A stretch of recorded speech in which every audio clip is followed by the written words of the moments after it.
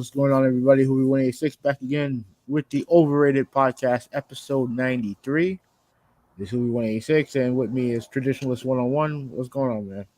Yeah, Traditionalist 101 is here. We are back. We are going to have a very interesting podcast.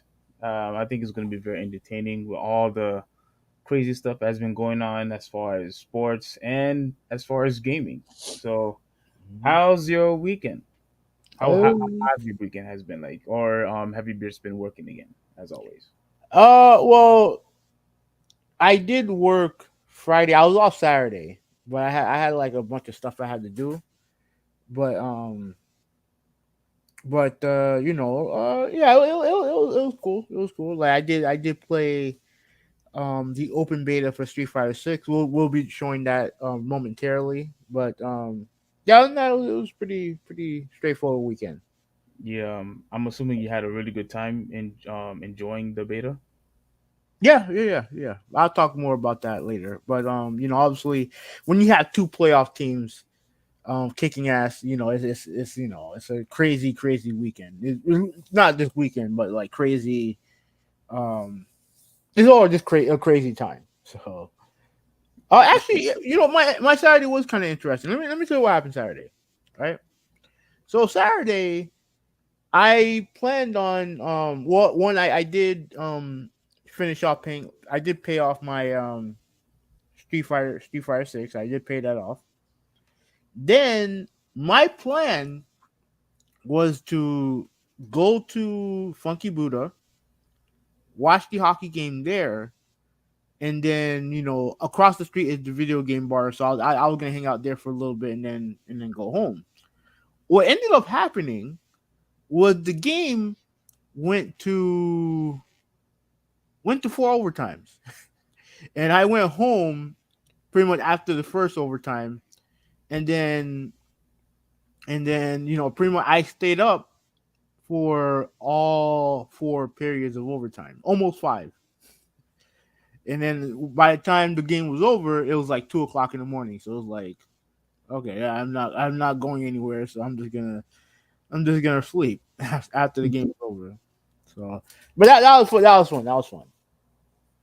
Yeah, I remember. I was watching that too. I remember watching when it went up to four overtimes, and I just said, "Man, how in the world these guys still able to play?" It Yeah, was yeah. Let me tell it was crazy, but it was really fun to watch. I was really highly entertained of what was going on, and again, I don't know any of the players' names or anything, but to see that amazing performance, I'm actually really interested to see how the game's going to be like up close if we went to a Oh, live. no. I made a mistake. Okay, so it wasn't Friday because I work Friday. It was Thursday where they had the yeah, it was Thursday they had the overtime game. Hmm. They had the crazy overtime game. Now, now, mind you, they went to overtime on Saturday also, but thankfully it ended like in the first overtime. So that's good. Same guy scored two, both goals. Matthew Kachuk, big time player. Um, Is he the best player in the team? yeah, I would say so. Yeah, Okay. he's the newest member of the team. So they traded um Jonathan Huberdeau. They traded somebody else, but Jonathan Huberdeau he was the franchise leading all time leading scorer.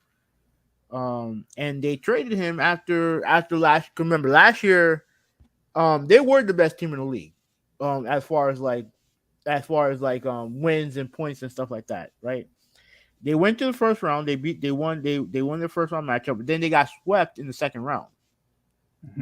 by their rival, the Tampa Bay Lightning. So they decided, you know what, we're gonna make a change. As great as Huberdeau was, he didn't do good in the playoffs. So they traded him to get this young player named Kachuk. And it been a struggle this season. You know what I mean? But they got to the playoffs, and they've had this magical run. And he's been fantastic. So Oh, that's pretty good. yeah, That's yeah, good. yeah. Well, yeah. And So, before you go, Sunday. Sunday, uh we just watched the Miami Heat just beat the living shit out of the Boston Celtics. So that was my weekend. That was yeah. I can't wait to get into that because I have so much to say about that Boston team. But um, as far as me, yeah, we went. I went to the abortion clinic again on Saturday. Hmm. No rescues, unfortunately, that day.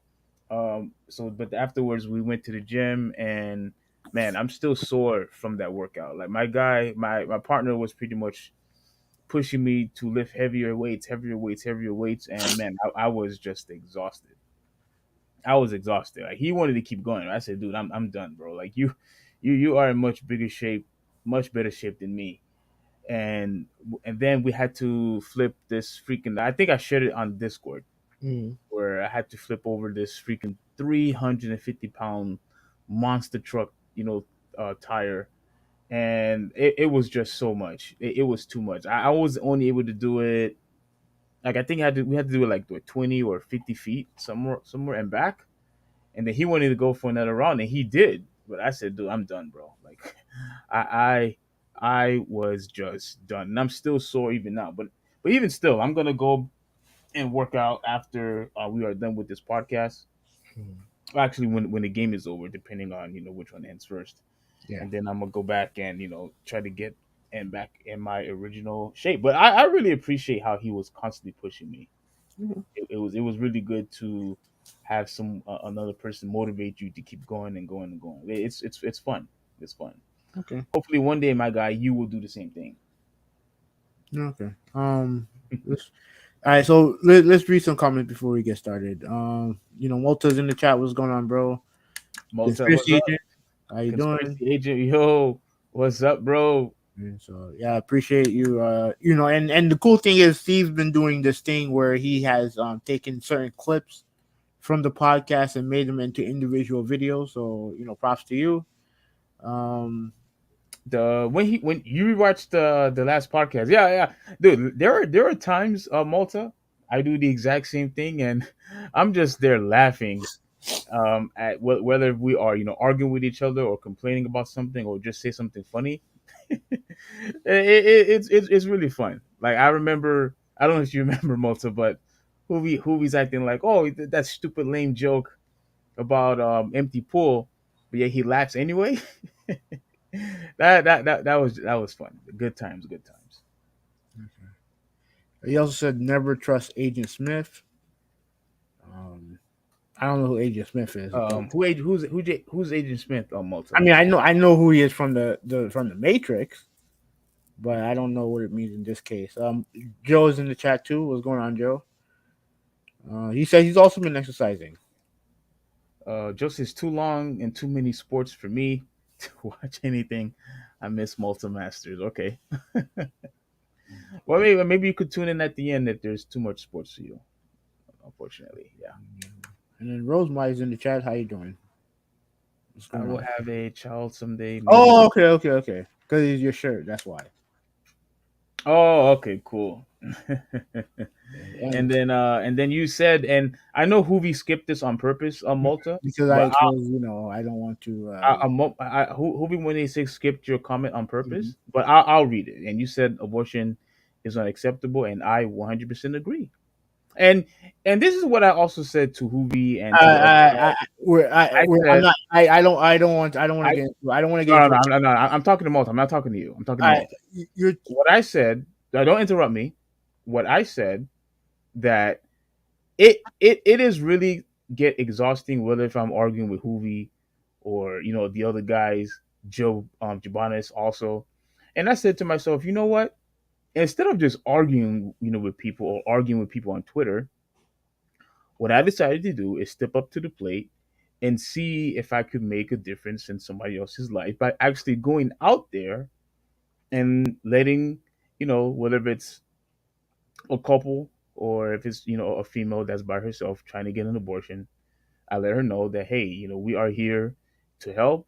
We are letting you know that the child is a image of God, and God loves the child, and the God loves you. We try. We don't do anything to condemn the people, even if they are, even though I believe that abortion is murder, but we don't go there condemning anybody or calling them names or anything. Like, we just go there humbly, lovingly, and we pray for them, and hopefully that, they have a change of heart and save the child's life and give the child, a new life. You know what I'm saying? So it's a really good thing when you could actually make a difference and actually, save a life, Malta. Let me tell you, man, it brings a lot of joy into into my life and into my heart personally. So it's a good thing, which is why I'm going to continue to do it every Saturday as much as possible. So yeah, that's what I need to say. So thank you for staying quiet, Hoovy 186, trying to interrupt me. Oh my bad. I was ignoring you. Moving on to Street Fighter Six. Something actually important. Let's talk about Street Fighter Six. So let's see. Let me share it because I made a video today. Some Talk. heart that you have. Go ahead. What happened? Go ahead. What happened? No, go ahead. Go ahead. Go No, no, ahead. no. What did you say? Oh, go ahead. Go ahead. Go ahead. Just What show did you show the. say? Go, No, go go ahead. ahead. Say what you have to say. Don't hide. Don't hide. Say what No, you have no, to say. I'm not hiding. No, I'm not. Go Say ahead. what you have to say. No, I'm done. I'm done. Show your Oh, show your now, oh, video. now you're done. Now you're Yep. done. Yep. Now you're done. Yeah. Okay. Okay.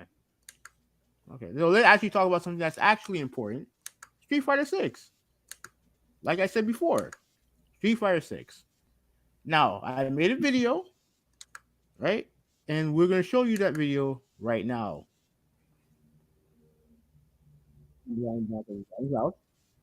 Now, this is the Battle Hub, right? Oh, actually, hold on a second. Let me wait 1 second. Let me hold on. Let me do something. Let me change something real quick. Let me change something real quick. Yeah, you go ahead and do that. And Malta, to address what you're saying, um, I 100% understand, that one, statement that you said, and from what the information that I've been getting, a lot of people really do get devastated, and a lot of people actually regret, committing, an abortion. Like, people really do feel regret, and they feel bad about it. They get sad, and they get, a lot of them, get really depressed and even suicidal, because it's just freaking, it's a really hard thing. Like, wow, I got rid of my kid. Like, some people could just move on, but there are a lot, whether it's men or women, get really depressed after um ending a pregnancy. So yeah, trust me, I believe you 100%. Okay, this is the Battle Hub, right? This is like the introduction to the Battle Hub. What this is essentially is it is their online mode. You can do you can do rank matches. You could do off what do you call it? You could do the rank matches. You could do I guess non-ranked matches. I guess you could do tournaments. All that stuff is done in the Battle Hub.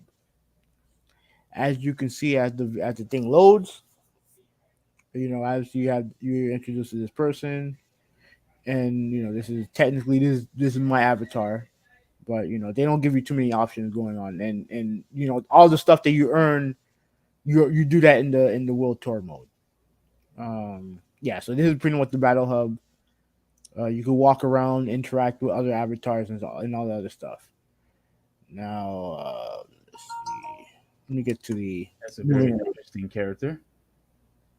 Yeah, I figured that would trigger you. All right, so as you see, I'm walking. No. It's something that I expected, because I was listening to a lot of YouTubers, and there was actually people complaining about Capcom changing their characters. Not What, changing what, their characters, but they've been noticing a lot of unusual characters in the game. oh, you do realize that this is the same company that made Poison, right? Like this is not new.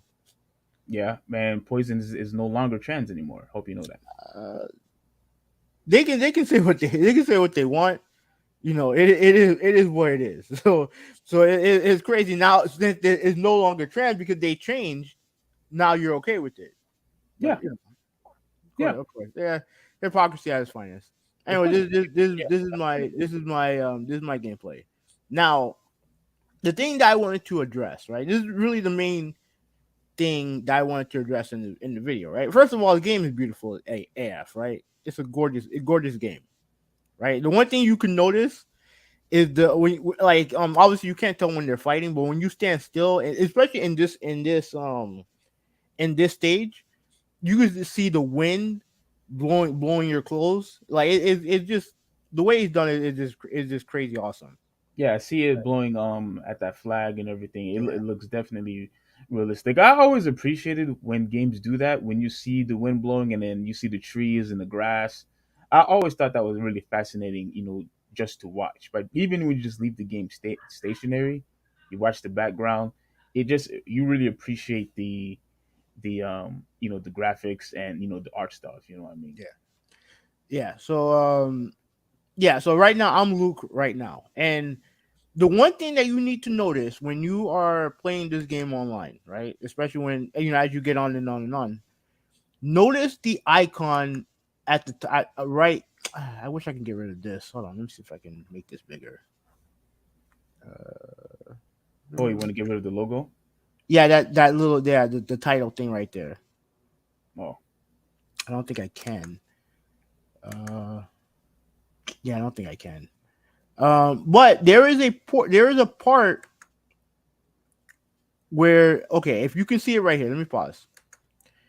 If you see it right here, you see where the mouse pointer is at. yeah, Okay, right there, it shows you that there's an M right there, yeah. and then on this side there's a C. Hmm. Right now, my opponent is using classic control, which is pretty much the controls that we grew up with. Right Yeah. now, unbeknownst to me, I was using modern controls. Right, the modern controls are simplified. Is essentially there to help pretty much help people who are either beginners or someone who's not familiar with the character that they're using, right? So you have one, I guess you have one kick and one punch button. You have a special button, and it's just simplified, right? Now I didn't know this when I first started playing. I felt it felt weird using it because I'm always used to the classic controls. So here I am. I'm winning. Obviously I'm winning the match. Well, I every match here I won, but I think I did. I won more than I lost, but I did lose some matches. Right, just to let you know. But I Are, only are, up you, for are you facing another person or are you facing the AI? another person, Okay. another person. So as you can see right now, I'm just I caught him with that super.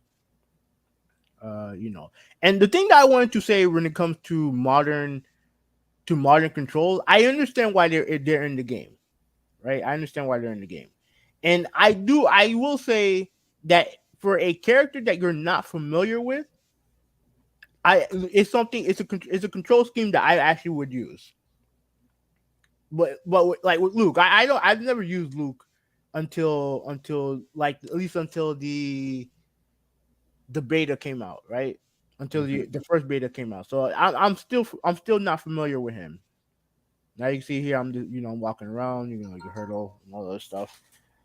And yeah, but I wasn't familiar with Luke, so I was using the modern control, and I wanted to switch out of it, but I didn't know how to. I didn't know how to. I figured out the last day. So the last two gameplays is me using classic controls. But this is another match. Who am I here? I'm Luke again. I'm playing Ken. Like obviously you can see the stage looks beautiful. You know what I'm saying? And then pretty much what modern controls are, it pretty much is for is it pretty much is for beginners. Yeah, it just pretty much make you could perform the moves a lot easier Yeah. than and then classic. Yeah, I know there are a lot of games they do that. And I think with classic, you have to be more, I think, more technical, more Yeah, precise. I should absolutely. say. It's pretty much how you play Street Fighter in the past, right? Yeah. You can still set up the control scheme how you want it, but yeah. So I won here. Um, yeah, I mean, if you just press the right buttons, you could do some really crazy stuff in there. But the thing that they have promised is that if you are using modern controls, there are certain things that you can't do that someone who's using classic controls can do. Yeah. Right? So they're trying, yeah. Yeah. So Go they're ahead. trying. So they're trying to balance. They're trying to balance it out. And yeah, I was practicing with Ken for a little bit. I'm. T- oh man, they always give Ken the cool combos, man. I'm telling you, man. They always give that dude the cooler combos.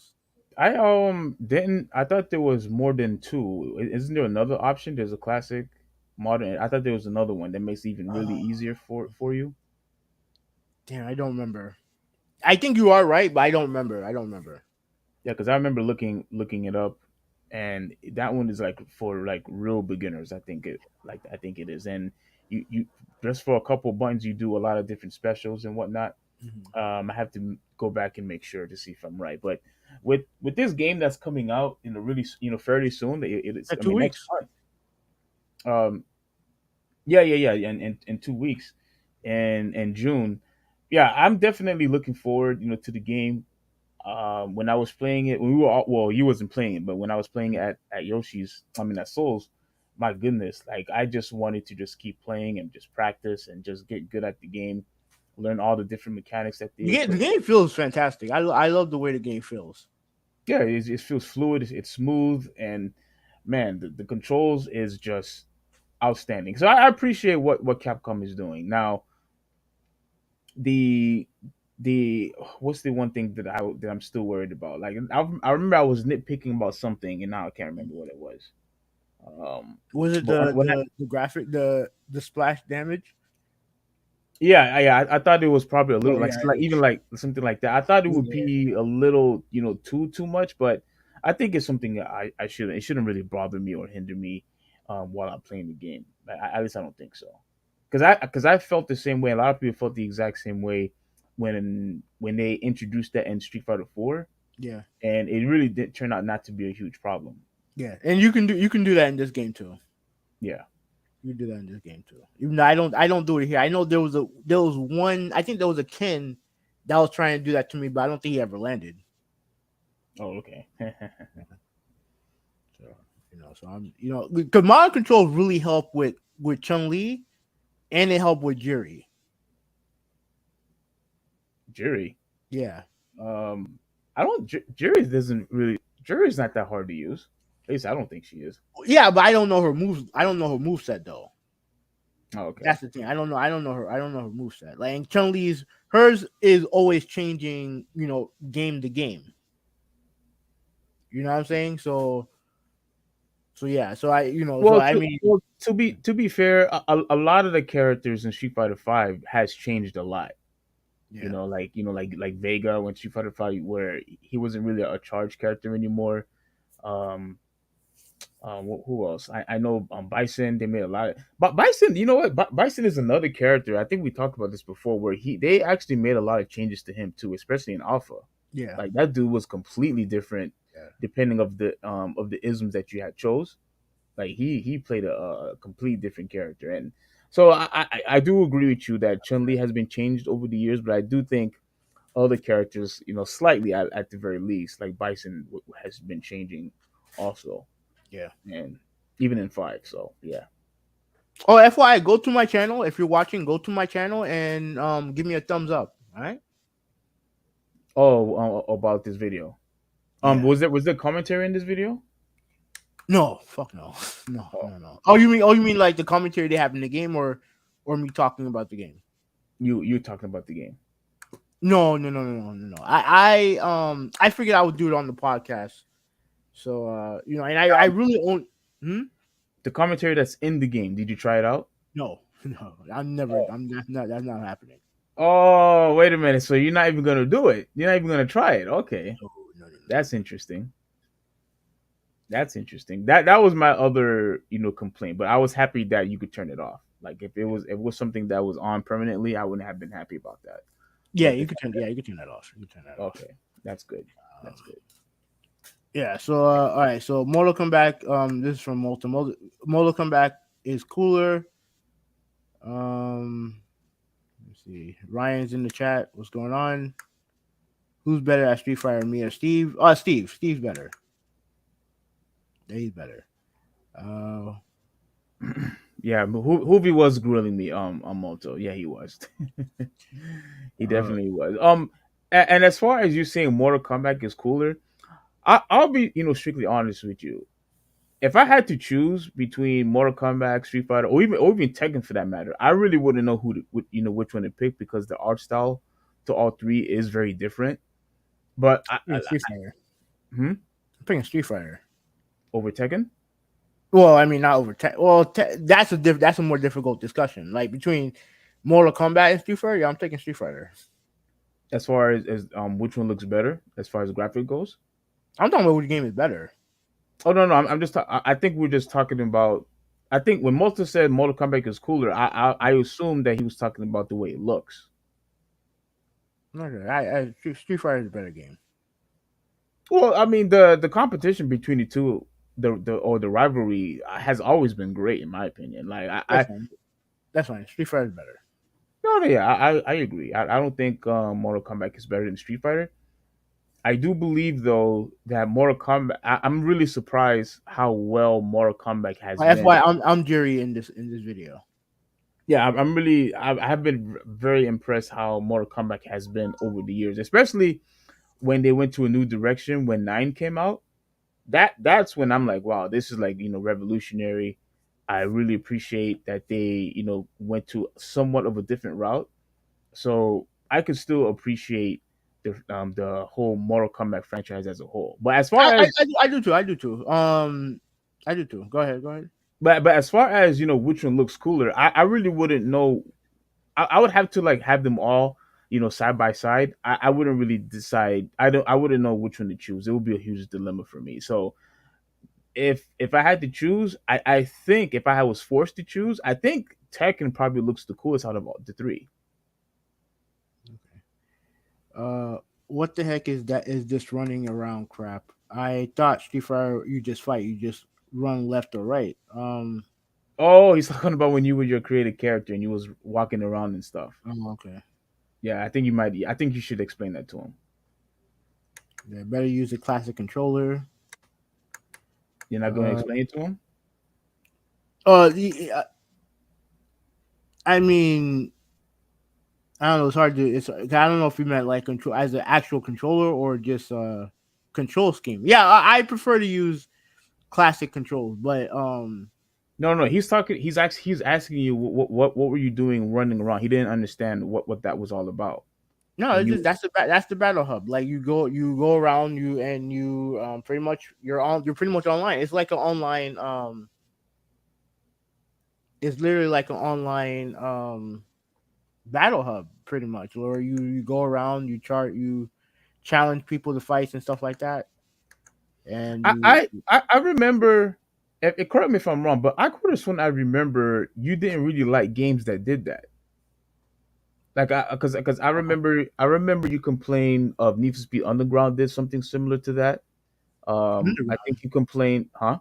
underground. Yeah. Did underground have something like that before? I don't even know if it did. Remember how and Underground like you go to different areas where you could drive around to this area to that area. It wasn't like a hub like how you said it, but it was somewhat where you could do a lot of exploring in Need for Speed Underground. But I, mean, I guess you forgot. But I remember you had I, slightly. I remember I remember I remember I know Dragon Ball Z. I know Dragon Ball Fighter Z had something similar. It had something similar, but the way they did it here, based on what I can tell, is done very well. It's done Okay, very well. you complained. You didn't like how they did it in Z either. Uh, truth be told, I didn't play that much online in Z to really. go deep into it because the online was not good. Playing the game online didn't feel good. Wow, they still didn't fix it. No, I mean All I don't know. I don't know how it is now. I from what I can tell, they're trying. I know they're trying to do rollback netcode, but I mhm. don't know. I don't know if they're going to or not. I don't know if I they're going. got you. All right. So Ruben, what's going on, bro? He said that Yo, he bought. man. He said that he bought Redfall. He said it's kind of fun. He said Oh that my gosh, you actually bought that? You actually bought that load of trash? You actually bought that game? I mean, I'm surprised you actually did because I think you was watching our podcast when we were showing all the freaking glitches and all the problems that the game was having. And Hoovy, I know he was complaining about the graphics. He the was game saying it was looked like 360 graphics, and horseshit. yeah, I wasn't really impressed with the game either. But I mean, if you're enjoying the game, hey, I applaud you. Yeah. I'm glad that you're having fun. But as far as for me, like if I had the opportunity to buy it, I for sure wouldn't buy it. Okay. And this is me. This is me. I'm the Ken in purple. This Hmm. is when I'm using classic controls. This is Okay, when I'm using classic controls. okay, so you're the one with the purple violet pants. Okay, Yeah. white jacket. Okay, Yeah. So and this was before I started practicing with him because I was doing some cool. I was doing some cool shit with him in practice mode. I didn't. Unfortunately, I didn't record that, but yeah, I'm just looking. I'm looking forward to just playing this game, man. Because the game just it felt good to play. It felt good to okay. play. Are you gonna try to actually get really good at the game? I mean, I'm gonna try to play the game and have fun when I get a chance to play it. Okay, Like, that's a no. I mean, what do you want me to do? You Like, know what I want you to do. You know what I no, want you to do. I You're don't not gonna know. I don't know but what you want me to do. you know what I want you to do, but you're not gonna do it. What you want me to enter? You want me to turn into Daigo? That's what you want me to do. I want you to practice so we could go to tournaments. That's what I want. Right, and I'm telling you, that's not gonna happen. So yeah, that's not gonna happen. Nolan, what's going on, bro? He said that I prefer old Vega.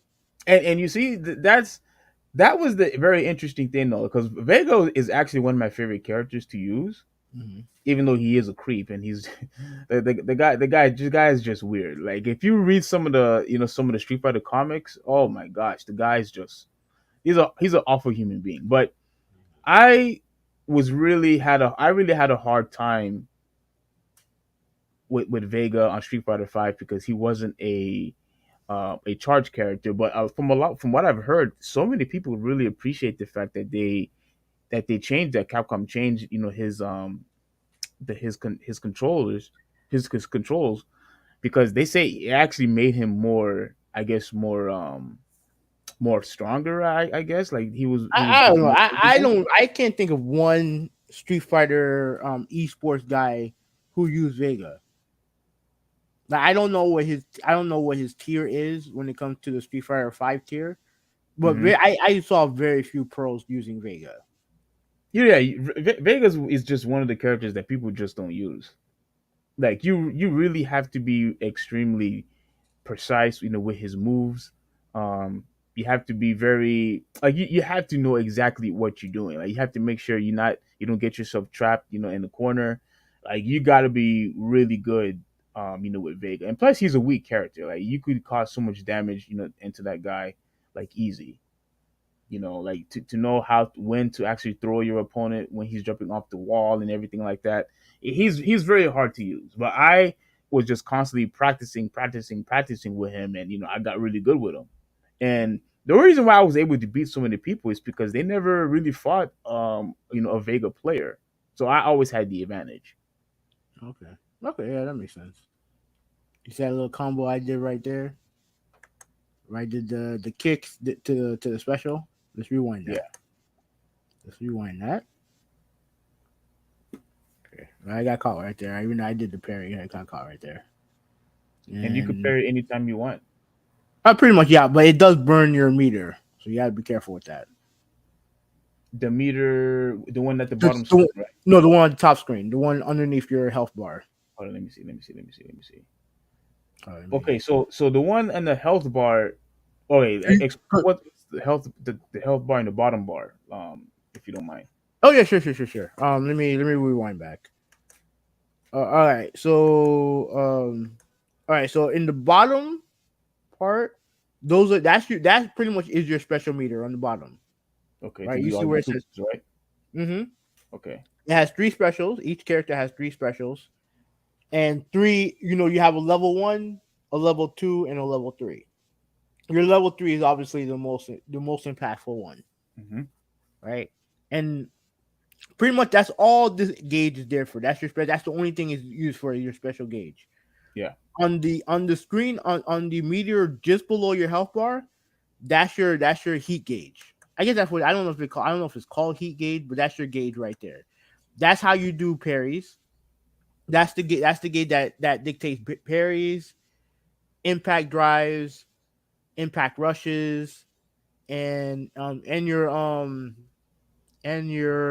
what do you call it? What do you call it? Where you do your you do like a Hadouken, but it's like a power or more powerful Hadouken. What do you refer to that? EX. Yeah. Oh yeah, in your EX moves. Okay. This meter um pretty much holds all of it. But when it goes down, it goes into what is called a burnout mode, right? So let me go to the Ryu fight. Let me go to the Ryu fight because right now you can see right now in the bottom meter right there. I know it may be a little bit hard to see. He's in a burnout state, so Okay. he can't do no parries, no impact rushes, no nothing. Mm-hmm. If he tries, he's gonna go into an instant stun. Wait. If he tries to do it on his own, he stuns himself. Yeah. Oh wow. So yeah, so you can even I think let me see if cause I noticed when he was in that state he was walking kind of funny because this guy just burned everything. All right, so I don't know if I don't know if I can tell if you're doing something weird or not, but yeah, so that's pretty much yeah the meter right here that's your heat gauge meter. That's pretty much that's all the new mechanic that they added into the game coincides with that meter. Okay. So yeah, so I calmed there. It's pretty much the end of the video. I did that. Let's see, did that, and you see, and what you saw was if you notice just real quick, right near the now pay attention to reuse heat bar. Mm-hmm. So he grabs me, then he does the counter hit.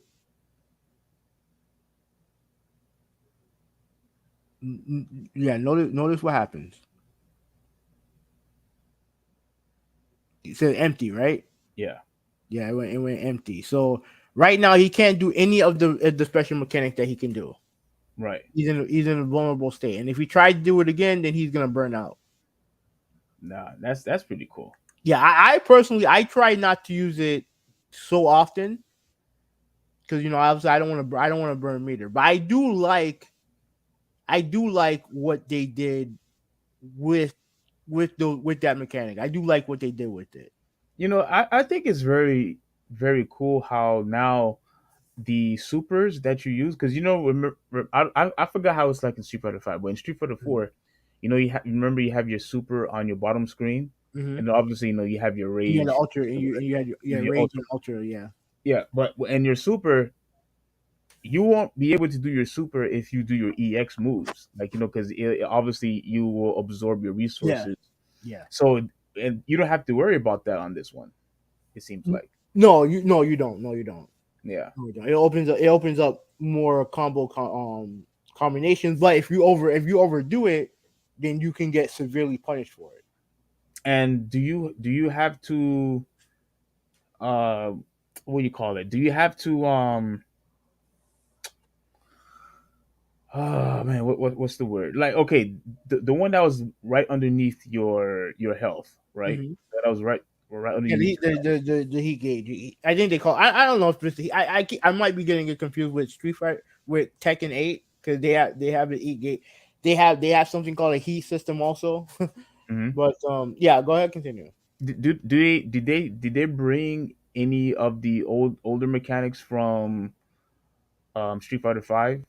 I know they don't have VR anymore. I Mhm. mean V Yeah, triggers no, anymore. yeah, no V trigger. Do Did they they have the add? counter? Let me see. I can't I remember. don't, I don't, I don't think so. I know that there are some mechanics that they brought back from four and third strike and alpha. Oh, Alpha. Yeah, because you could do the alpha counter when I think when someone's trying to do a special on me, a super on you, you can counter it. Oh, that's pretty cool. I didn't know that. Yeah, so you could do that in this game also. Okay. So I Um, still have some homework to do regarding that. yeah, That's pretty awesome. That's awesome. yeah. Well, overall, like I said, game comes out in 2 weeks. I'm looking forward to it, man. Like, I'm definitely looking forward to it. It just from and it really is just the overall package that I'm looking forward to. Like I'm looking forward to obviously going online, progressing, getting better, and all that other stuff. But more importantly, it's a single player content that I'm excited about the most. Yeah. And just being able to have fun. You have a game that is worth the price that you paid for, Hmm. and yeah. So I'm excited about that. Let me read a couple comments, then we can move on to MK1. You have the trailer ready? Yeah. Yeah. Okay. Right. Ruben said that he loved the evolution aftermath story wise. MK wins for me, and I agree with him there. The story in Mortal Kombat is a lot better than in Street Fighter. Now I'm only talking about in game. Like I know you read the comic books and stuff like that. So, but when it comes to like in game story, yes, MK beats it out. Um, Are you including the whole entire franchise as a whole? I'm just talking about how it's presented in the video games, Yeah, but yeah, that's what I mean. Like, forget the comics and the movies and all that. But as far as the games, you think as a whole, as far as the games goes, you yeah, think Mortal Kombat always had a better story. yeah. Oh, okay, that's Yeah, interesting. yeah, I do. Because Street Fighter, I don't think it's a bad story, but they never really tapped into it all that much. But Okay. I feel like, and it really coincided with Mortal Kombat. I mean, they had storylines, they had story modes in all their game in a lot of their older games. Mm-hmm. But MK9 to me was like the game changer because Oh, that for sure, absolutely. yeah, because that story mode in that game was fantastic. The way they pretty much rebooted the way that they pretty much rebooted the storyline and did it in a way that was easy to understand and something that was done that was just well done. Yeah, It was and I beat it. Like it was fantastic, man. I loved it. yeah. It Um was the story on there was just really really good. I was really amazed with the story. Like and you it, just and it wanted to keep playing and playing. Go ahead. yeah, and it set the standard for all fighting games to have something similar because that's why Street Fighter they did their story mode and I thought the story mode in Street Fighter was actually pretty good when they added it. Yeah, Obviously, it didn't come at launch, but when they added it, I thought it was pretty good. It's not as good as Mortal Kombat, but it was pretty good. The Tekken one is not good. But wait. You don't like the Tekken story? the way they in Tekken 7 they had a story mode and it wasn't good. Oh, okay, okay. Yeah, it wasn't good. It wasn't good. Like and No, but how do you feel about the Tekken story? Overall. when they actually followed the lore, it was pretty interesting, but it just got ridiculous after a while. No, okay. So I pretty much all I really cared about was just getting a new game. that was pretty much it. I didn't care about the story or nothing like that. I just cared about the game. Yeah, that's fair. That's fair. Yeah, I'm gonna get to that comment in a second. I'm gonna get to that comment in a second. Let me read. Okay. He said that it came free with a new video card. Yeah. Oh yeah, I heard that whenever you buy a new video card, it does come with a free game. So if it's free, then hey, more power to you, bro. On what? Uh, like for Redfall, I believe he's talking about. Oh, okay, okay, yeah, Redfall. Okay, Yeah, no, because there's certain games where you get gifted if you buy like a video card or something like that, you get gifted a game also from the company. hmm So Malta said MK1 is Mortal Kombat 1, right? Yes, yes. We'll try to yeah, we'll explain that in a second, right? yeah. So Wendell is in the chat. How you doing, bro? He said, "Hey, this is Javari." Javari, what's up? What's up, Javari? What's Um, going on? when I used to play, I played as Baraka. This Malta saying, "Yeah, yeah, Baraka's a cool character. I like using. I never liked him. You never did? I never. Ever since I was a kid, I never liked that dude. Like, I always thought he was just some ugly, weird, just the male version of Melina. I always thought. I'm like, I'm not interested. Yeah. Never cared for him. Ruben said, "I don't know where they're going with a dead Hahachi or how close six is to third strike wise, but MK wins the lore battle. I agree with that. I agree with that. This comment made me laugh because it is so true. Virtua Fighter is anti-story. Yeah, there's a story in Virtua Fighter, but it's pretty much non-existent. And it's funny because I remember, I don't know if Joe remembers, but I remember he was huge into Virtua Fighter. You He know was what? I remember this was a long time ago at your place. We were all actually playing it. Yeah, and I know he was huge into Virtua Fighter. He said it was better than Tekken or whatever. I don't know if he remembered, but yeah, I do remember him talking about that. Oh man, all the old days of just at your place Mm-hmm. playing wrestling games, playing fighting games, a little bit of Mario Kart here and there, Yeah, Tekken. Oh my gosh, the memories, man. yeah. He said KOF almost the same. I think KOF has more of a story, but like I said, it's too convoluted for me to pay attention. Like Multi said he'd rather play Mortal Kombat, and Conspiracy Agent said Cabal was my main. Okay, yeah, Cabal, and you know what? That's the thing that I really like about what they did with Mortal Kombat, right? Because I always get on you about this, guy. I know you're always like a traditionalist when it comes to your characters and stuff like that. You don't like them adding, a whole bunch of different characters and stuff like that. You rather them have the OG characters instead Yes. of creating new characters. And what the thing that I liked about Mortal Kombat is that even if all the characters didn't hit with people, they at least tried. They tried. And Cabal is a cool character, absolutely cool character, absolutely Um, cool character. but when you say tried, I mean that's fine. But my issue wasn't when they introduced new characters. My issue is when they replace the older characters for the new ones, and especially if the But that's newer characters are not even that good or as popular. Like to me, it was a waste. but that's what they did with that's what they did with Mortal Kombat. Like Mortal Kombat 3, they Johnny Cage wasn't in the game. And people complain. I don't know if you remember, a lot of people complained about that. Yeah, but to me, like, yeah, I complained.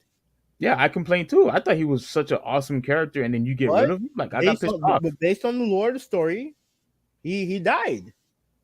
He died. And they were and here's another thing that I think I can't confirm if this is true or not, hmm but what happened was they had now remember back in the day they always had the digital characters, right? hmm They had to digitize characters.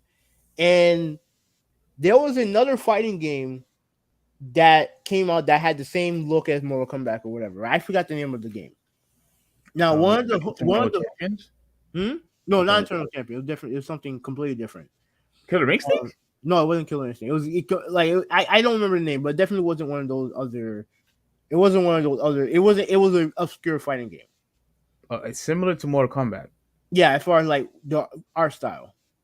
Wow, dude, wow, I didn't know there. I didn't know they had one that existed. Yeah. Okay. So one of the hooks to that game was that they got. I don't know if they ever used him, but they got the the character who played Johnny Cage to advertise for the game.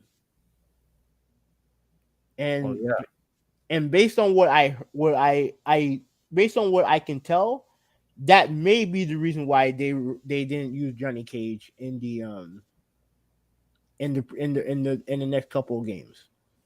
Explain that one last time. I didn't really quite get that. Okay, so pretty much what happened, according to what I don't know if this is true or not. I have to redo the research on this.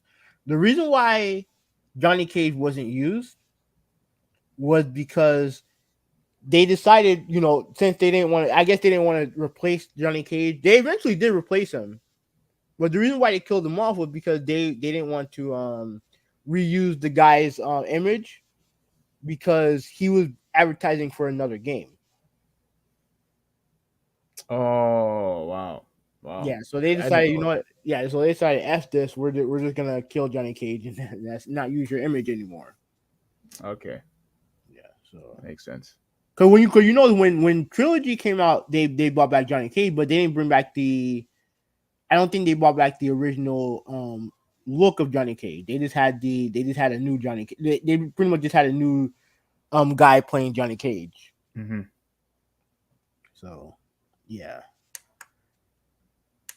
Yeah, so where am I at? Okay, so he's Yeah, technically Emil Molina. yeah, yeah. See, Yeah. so ever since I saw him, I'm like, oh, like, he's just a male version of Molina, and I didn't care for him. Yeah. So Yeah. Joe said that. Yeah, I love Virtua Fighter, solid gameplay, but no story sucks. You said I love Cabal OG version. Then they changed his story. Didn't like it. But it was solid, so I left it alone. Okay. I didn't even know that Jabanis played Mortal Kombat. I don't think I ever played against him in Mortal Kombat. I had no idea that you were a Mortal Kombat fan, or even if you played it. okay. So That's pretty conspiracy agent cool. said That's pretty cool. Melina said. I mean, conspiracy agent said Melina and Baraka are the same race with Katana's DNA. Not big on permadeath outside of bosses. Wait. Same DNA. Are they related? I, I thought it was only Melina and Katana. Is that true?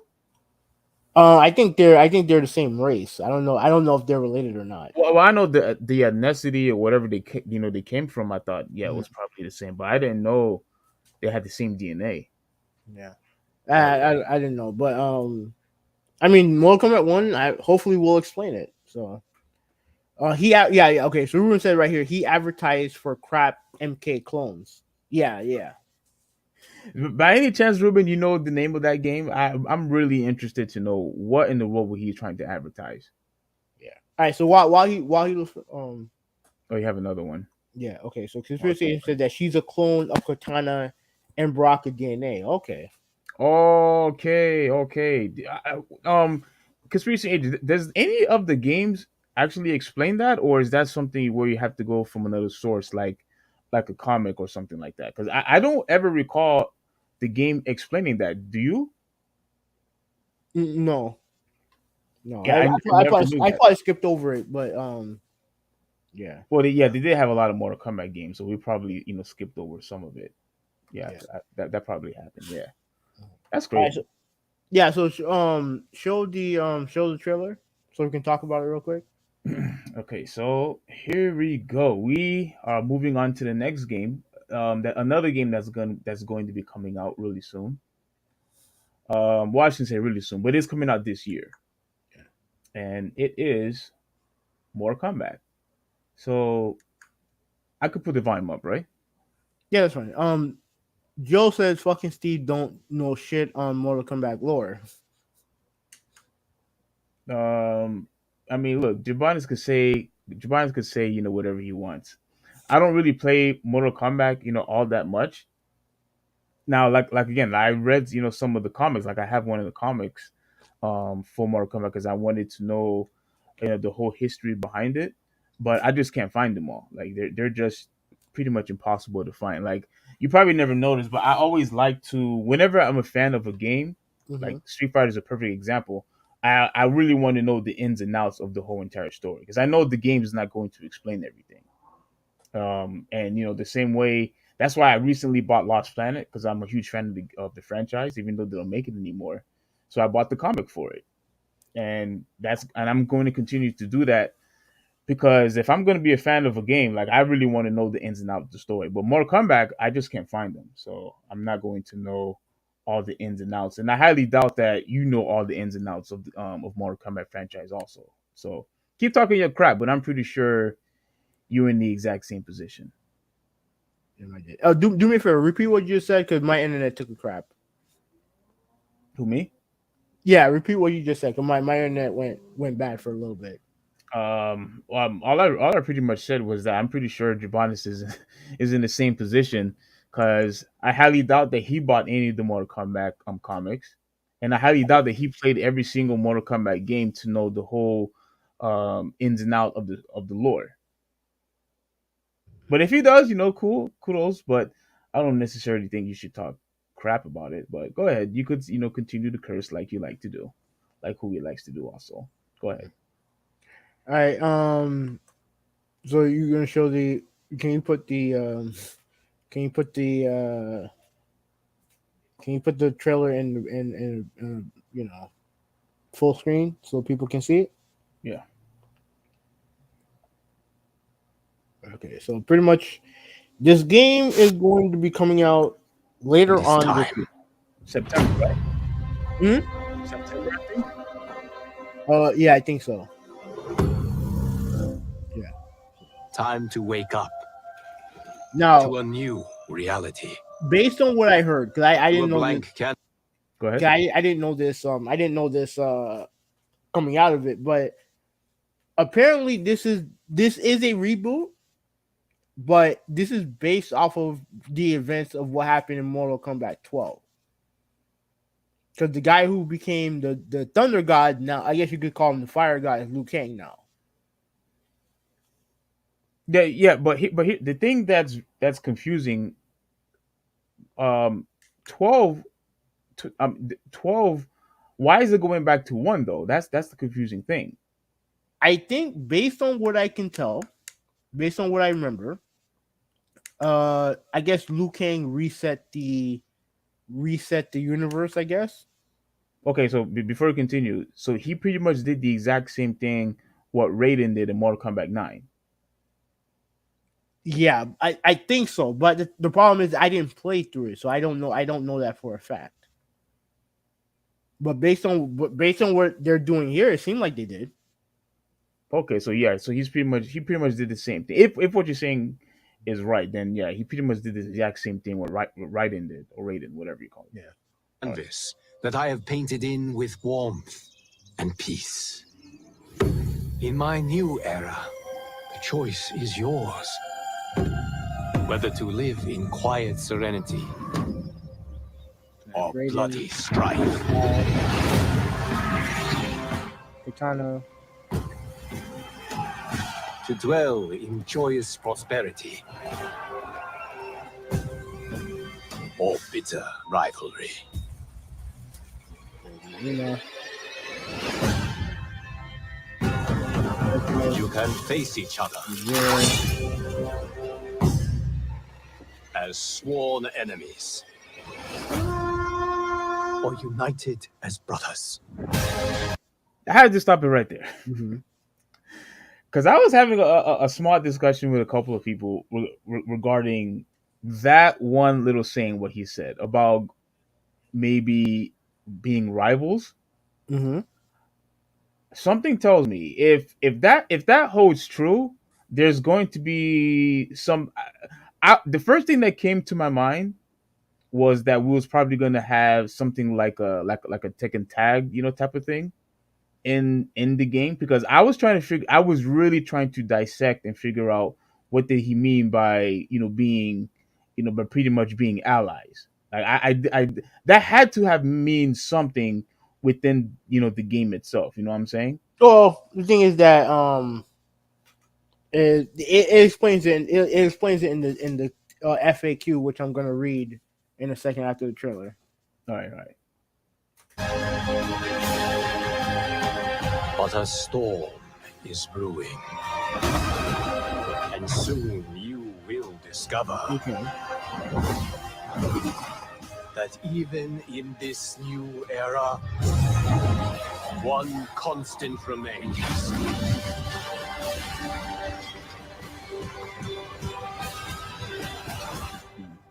There is always something worth fighting for.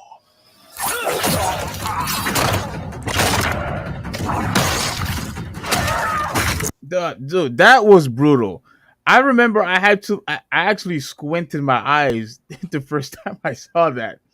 When the dude freaking smashes his freaking head, that was brutal. After I didn't think it could get any worse, with these fatalities, because I thought they pretty much reached its peak. Mhm. But my goodness, how they just figure out different ways how to just decapitate your opponent. That was disgusting. Yeah, I felt the almost similar to what you said about.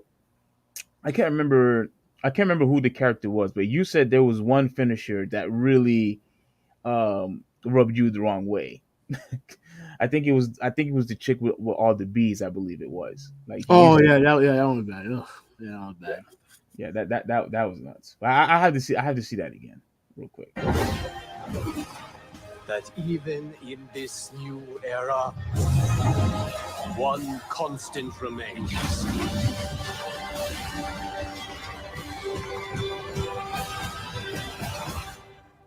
There is always Oh boy. something worth fighting for.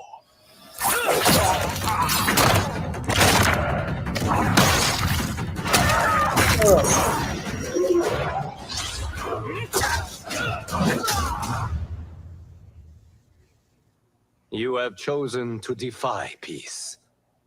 Then you have chosen war with a god.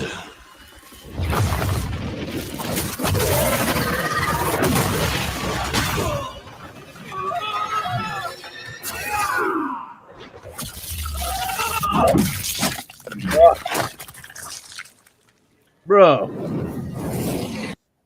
Then you have chosen war with a god.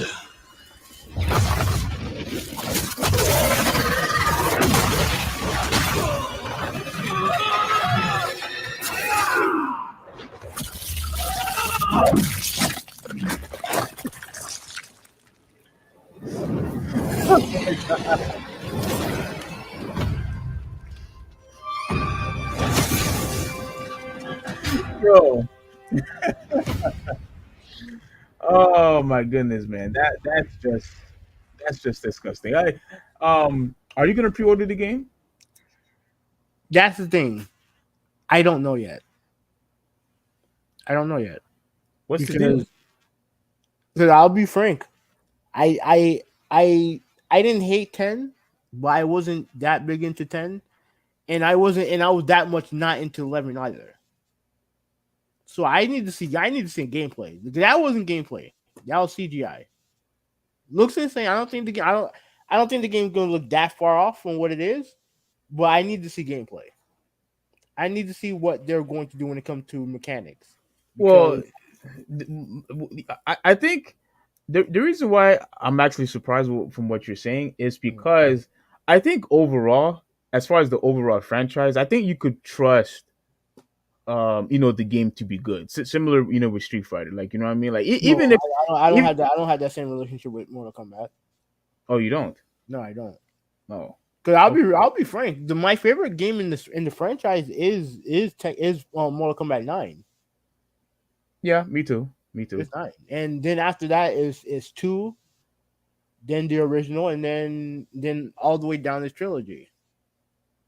I really didn't like none of the PS2 or I didn't like those Mortal Kombat games. Four is fine, but it doesn't age well.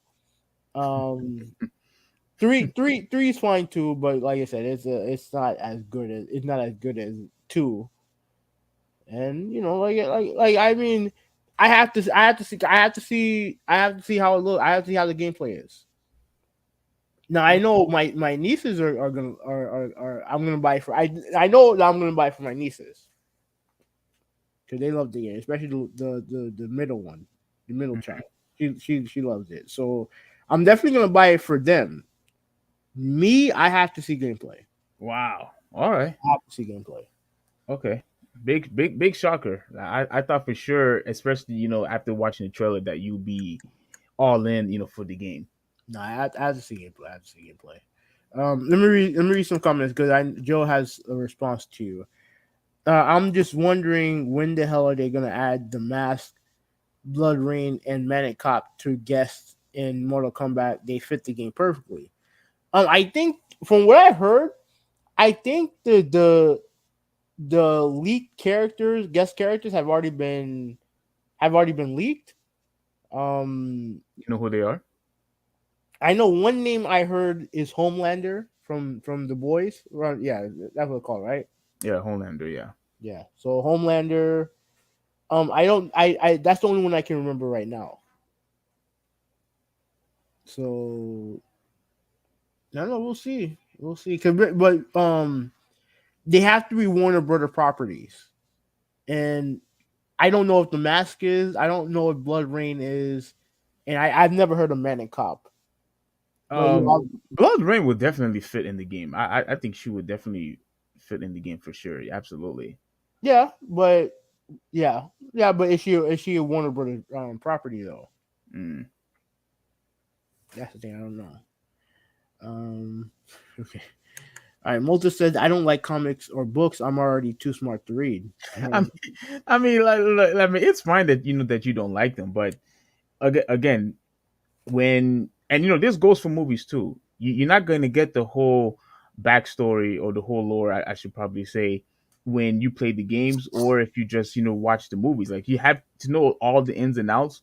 You have to go to the actual source, which is either the books, novels, or the comics. I mean, if you still don't want to, that's fine. But at least I don't. I'm actually surprised that you won't even give it a chance. But it's cool. It's cool. Oh, okay. So Joe said no. So you don't know the lore. Did you ever claim that you did? I don't ever claim that I knew the lore 100%. I played just about every game. I played almost every single game. But I never actually bought every single one. I mean, I never like beat the whole game on each one. But I played most of them. I played pretty much most of Right. most of the games. Right. My statement is correct. MK910 explained it, and yeah, I know most of the lore. So most is not all. And number two, I do recall on number MK9 that I can't remember if it was in the story or if it was the arcade mode that when you win with Liu Kang that he becomes a god by beating Raiden. I think I do remember something like that, but I thought that was just like a side story. I didn't know that was like the main story because that was in arcade mode. I believe but it was a while ago now. I can't 100% remember. Okay. If you played the last game, yes, he reset the timeline and got rid of Raiden, so it's a new one. Okay. All right. So most Well, of the questions. him well that's why I had asked Hoovy. I don't know if I asked you, but I had asked, did Liu Kang pretty much did the exact same thing what Raiden did in Mortal Kombat 9 where The exact same thing, no, but like, cause because when Raiden did it, did he reset it or did he go back in time? he I went back can't in time. remember. He went back in time. Okay, so Liu Kang pretty much did the same thing. That's the thing. I don't like I said. I didn't play the aftermath, so I don't know. Or maybe Jabonis might know. Like did he go back in time, Joe, or when you say reset, like Based on what I can tell, he pretty much just reset the timeline. Because the main boss in 12 was this chick who was like a time she was kind of like a time wizard. I guess I don't know how you call it, but she's a time wizard or some bullshit like that. let's see But what I couldn't really hear you. My bad. she was like some type of time wizard or something like that, where she controlled time. Okay. So you're wrong, Steve. In school, when I had to do a book report, I just watched the movie. no, That don't work all the time. I don't know how I mean, lucky for you, but that don't work all the time. no, like, exactly. Like, that doesn't work all the time, Malta. Like if you want to know, I mean, look, you were only doing a small book report. That's all. I mean, you did a book report. I mean, that's fine. I'm surprised you actually got away with it. But again, like the stuff that I knew now, for example, Street Fighter, nobody would have never known about it if you didn't read any of the comic books. You know what I'm saying? And I mean, as much as me and Jabanis always go at it, even he would probably tell people like, if all you do is just watch, Marvel movies, you're not really gonna know 100% ins and out if you don't read the comic books. Like, it is what it is. Yeah. And I think the same thing, goes for video games as well. Like, you have to go to the actual source to knows the full ins and out of the story of the whole lore. You know what I mean? But I don't know if you agree with that, Hoovy, but I mean that's how I see it in my experience. Yeah. No, I actually agree with you, I've heard that too. Like in the movie, you can't do everything you could do in the book. The book goes a lot deeper. Yes, it goes in huge depth in the books. Yeah. My statement was he didn't know shit about the lore. Then he said, "I don't know what Steve knows." Then Steve says he don't know the lore. So I said nothing wrong. I said I didn't know 100%, but I Yeah. mean, look, like if that's what's going to make you happy, go ahead. Good for you. You got your 2 points for today. All right. Reset time. He got Raiden's god powers because he kept fucking up the timeline. Raiden reset twice, I think. Okay. Wait, Joshua's wait, in chat. How you doing, Hoovy, bro? Hoovy, is that true? I thought he only did it in I mean, nine. trust me. If there's anyone who knows, like he would know more than me. So I'll take him at his word. Okay. Yeah, I do. You know what? I remember you actually did complain about. I can't remember if you complained about 10 or if you complained about, was it 11 that you complained about? I can't remember which. I complain about both games. What I was your complain. complaints if you don't mind sharing? 10. I didn't like the thing. What both games try to do was give you a variation of characters, right? Like they give you like, oh, not each Raiden the same, not each Scorpion the same, and all the other stuff, right? Because in 10, you got three different versions of that character, right? And then what they did with 11 was like, okay, you can create your version of that character however you want. And my problem with 10 was that I preferred to just have, like, I'd rather just have the move set of each character be united.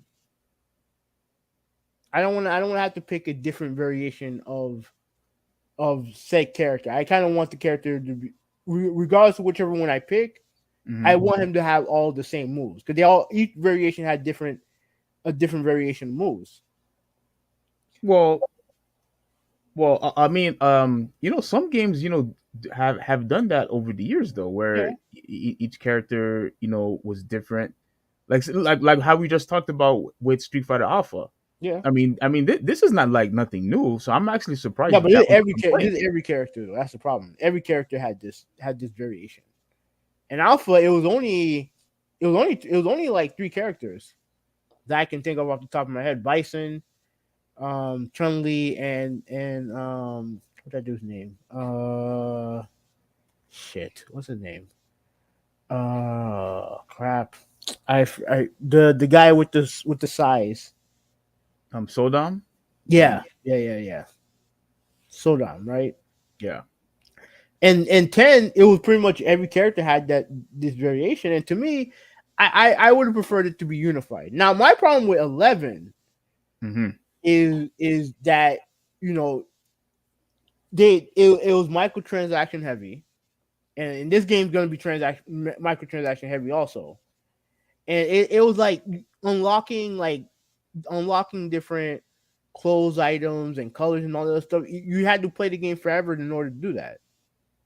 And I'm like, I'm not doing that. Well, I mean, how that is now. If you're trying to unlock everything without paying for it, it's going to take forever. That's intentional. Like we all know Yeah, that that's it's intentional. intentional. And to me, the game wasn't fun enough to deal with Oh that. wow. Oh wow. That's a shocker. Yeah, I didn't like the fighting mechanics in the game. Um, Mhm. to me, I just thought it was a step back, in my opinion. Even though the game looks great, it's an Yeah. amazing looking game, but to me, it just wasn't fun. That's why I need to see gameplay. Okay, so you're not gonna go all crazy and pre-order the game. You want to see gameplay footage first. Uh huh. That's fair. That's fair. That's fair. But I'm pre-ordering the game. I'm pre-ordering the game because now now that they are pretty much essentially starting over, because I'm looking back at what Jabana said again. Uh-huh. He said he reset time, because that's why I kept asking you over and over. Is it the same thing what Raiden did in Mortal Kombat 9? But Hmm. if all he did, was reset time, and we're probably probably starting all over again.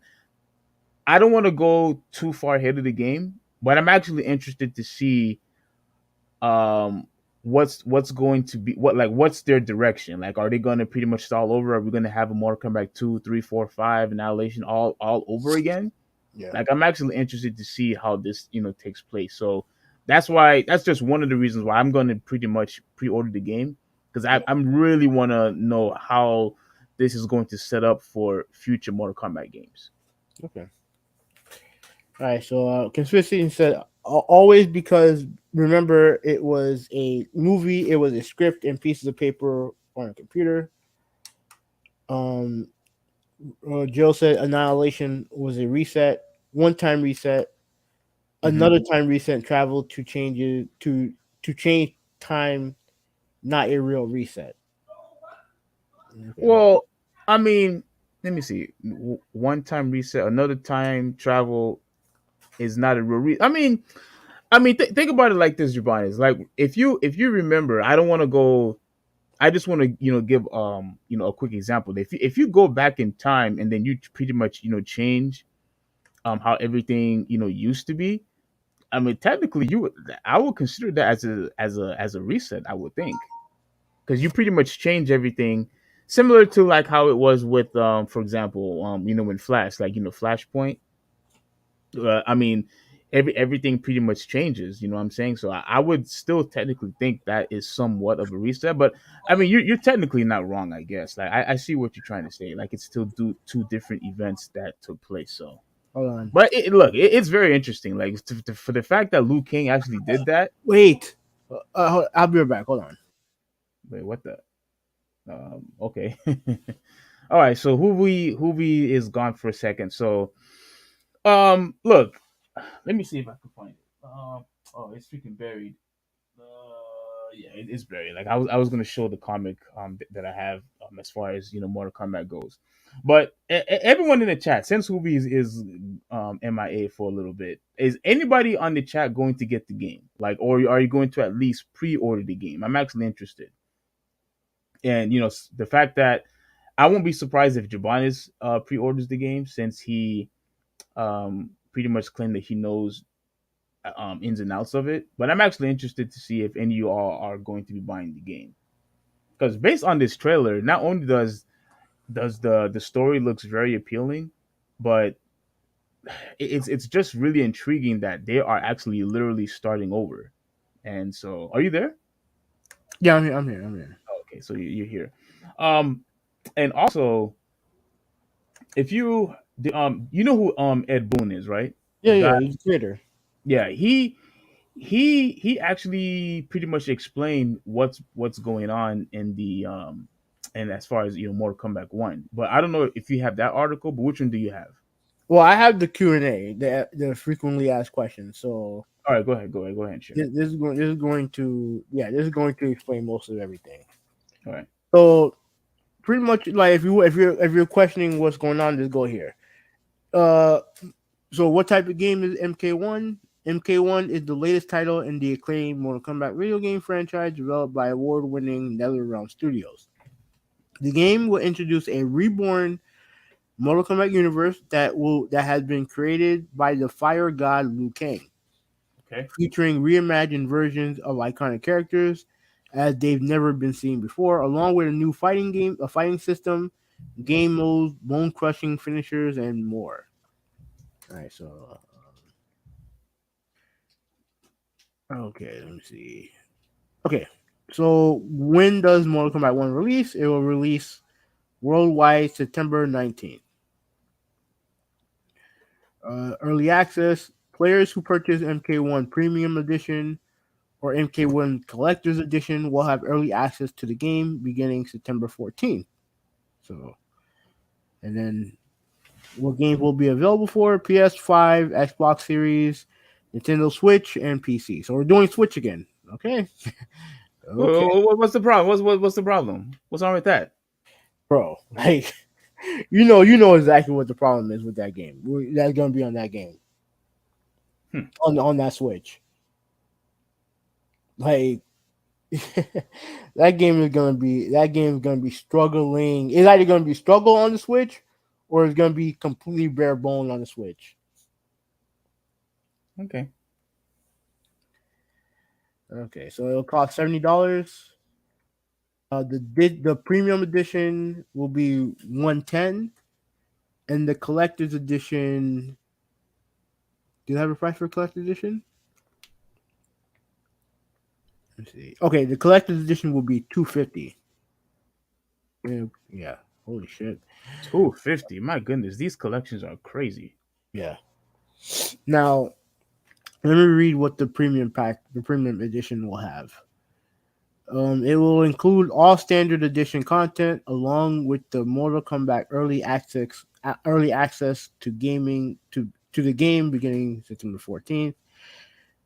1,250 diamond dragon crystals in game currency. You know, I'm worried about that. Um, no, because it's not even about the currency. It's just that how much currency are they gonna have? Because I think in MK2 they had two different types of currencies. They had two different types, Yeah. and to me, I don't know why you need two types of currency. Just have one. That's it. But I know why they do it.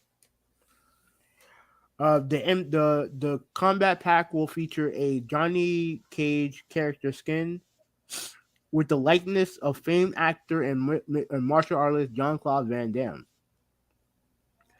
Early access to 6 new playable characters post-launch and 5 new cameo fighters. That's interesting. That's an interesting point right there. Cameo fighters. Yeah. Now obviously we have that in Smash Brothers. Mm-hmm. Now you obviously know more about Smash than I do. What Explain to people what a cameo fighter is. I mean, all right. Look at all the when you look at all the characters. For example, let me see. Let me pick a really good example. Let me For you? see.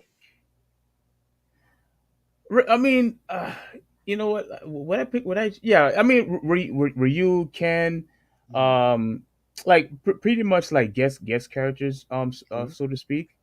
So Super Smash Brothers will introduce all these different characters that really doesn't relate to the to the Nintendo brand. You know what I'm Mhm. saying? Like because obviously Capcom with all the characters that they have, obviously they have nothing to do with Nintendo.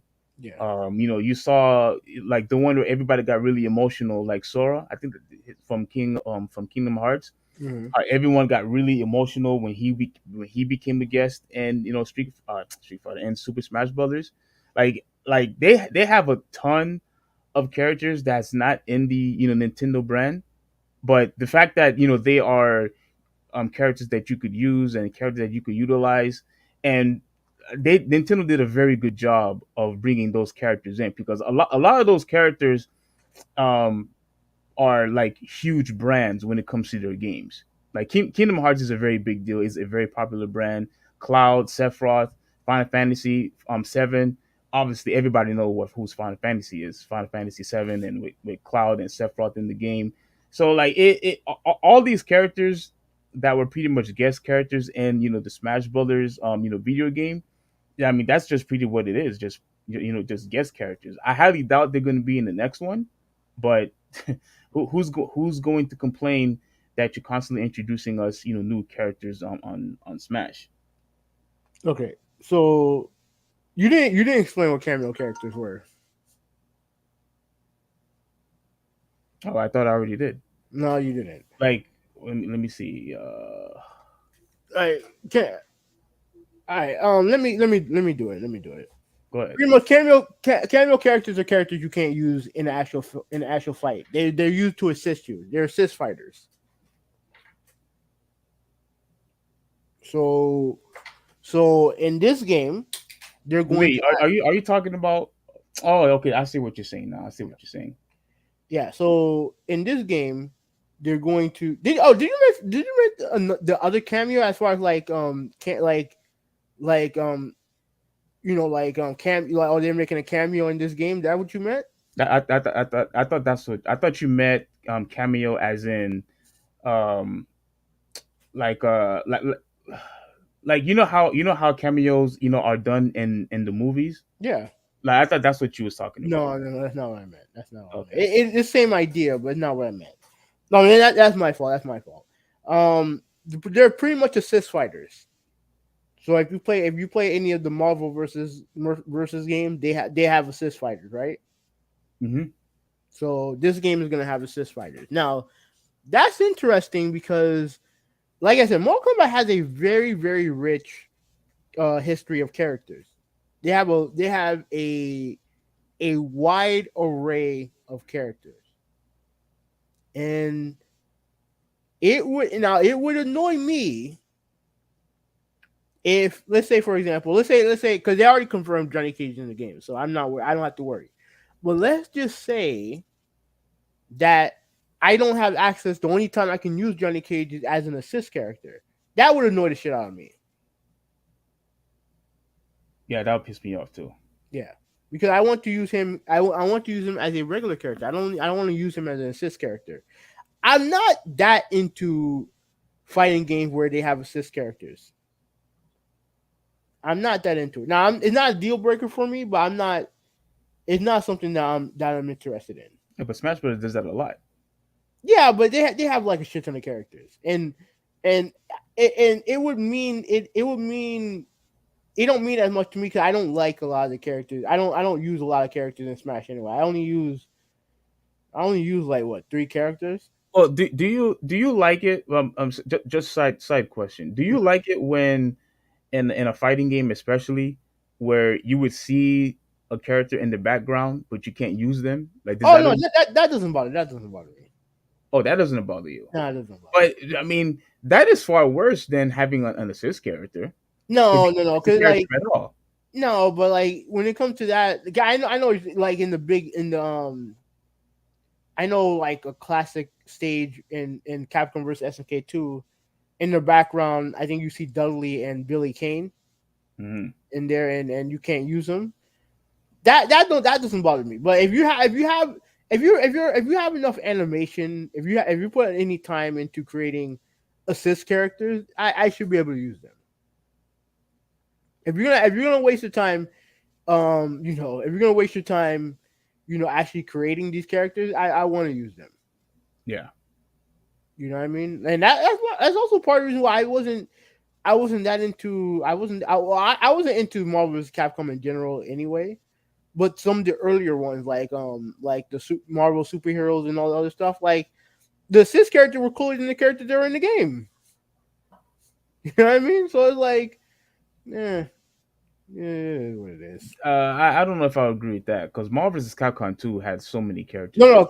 no, Marvel 2. That's not a problem with Marvel 2. I'm talking mainly Marvel superheroes. I know Oh, one of the Marvel games had like 12 characters in it. yeah, I can't remember if it was Marvel Super. I know Street Fighter and X Men. They didn't have that many characters in it Yeah, either. yeah, yeah. Yeah, so I Um, get what you're saying. yeah. Okay, so all right, and then the what do you call it? The collector's edition.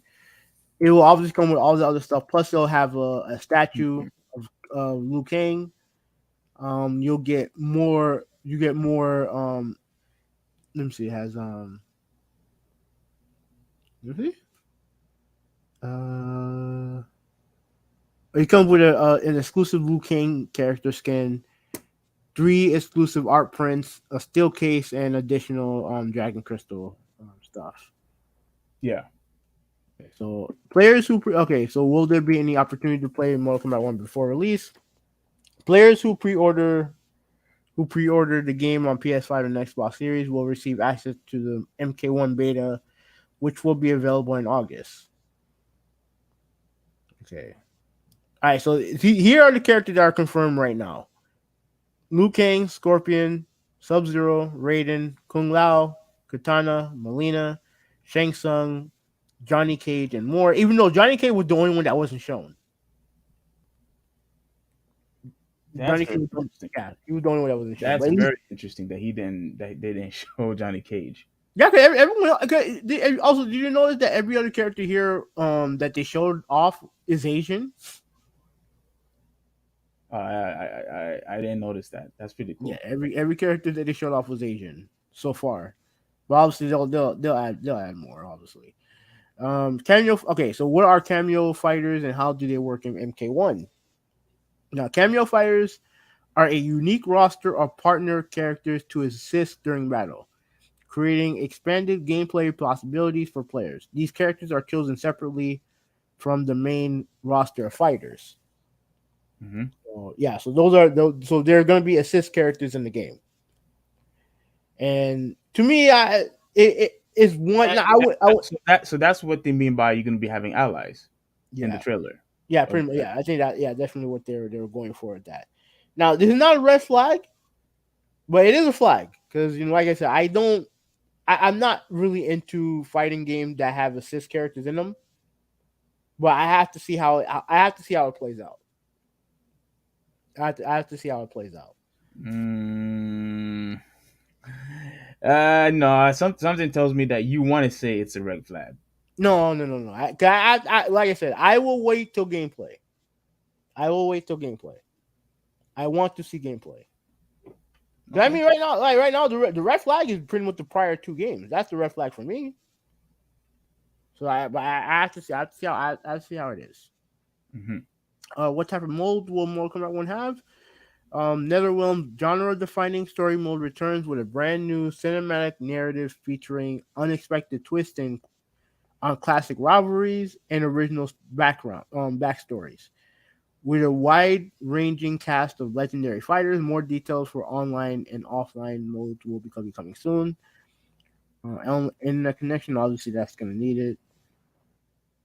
Yeah, you're gonna need it. Yeah. And the last one, and this one's actually the most important. This is actually important. Will it have rollback netcode? And it said that yes, it will. And every fighting game that comes out online from now on needs to have rollback netcode. Absolutely. So that's it for the Q&A. Is there anything else you wanted to address before we move on? Well, I shared this real quick because I wanted to um, read this one little tiny bits of pieces right here. Let me see. Okay, do you see it? Yeah. All right, so yeah, so Ed Boon explained Mortal Kombat 1, somewhat confusing name. So right here, as some might have been able to deduce the cinematic announcement trailer, this new installment is taking place in what is essentially a brand new universe. That's very interesting. There is a lot of messaging that refers to things like a blank canvas and Boone, extra uh, extra Paul, whatever. A bit further on this with his answer to the up aforementioned question. This is really a beginning of a universe in this sense. Boone began. It's not a continuation of the Mortal Kombat 11 story. See, that's very interesting.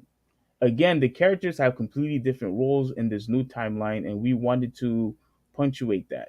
We really emphasized that with our title. So this is Mortal Kombat 1. It's a brand new beginning.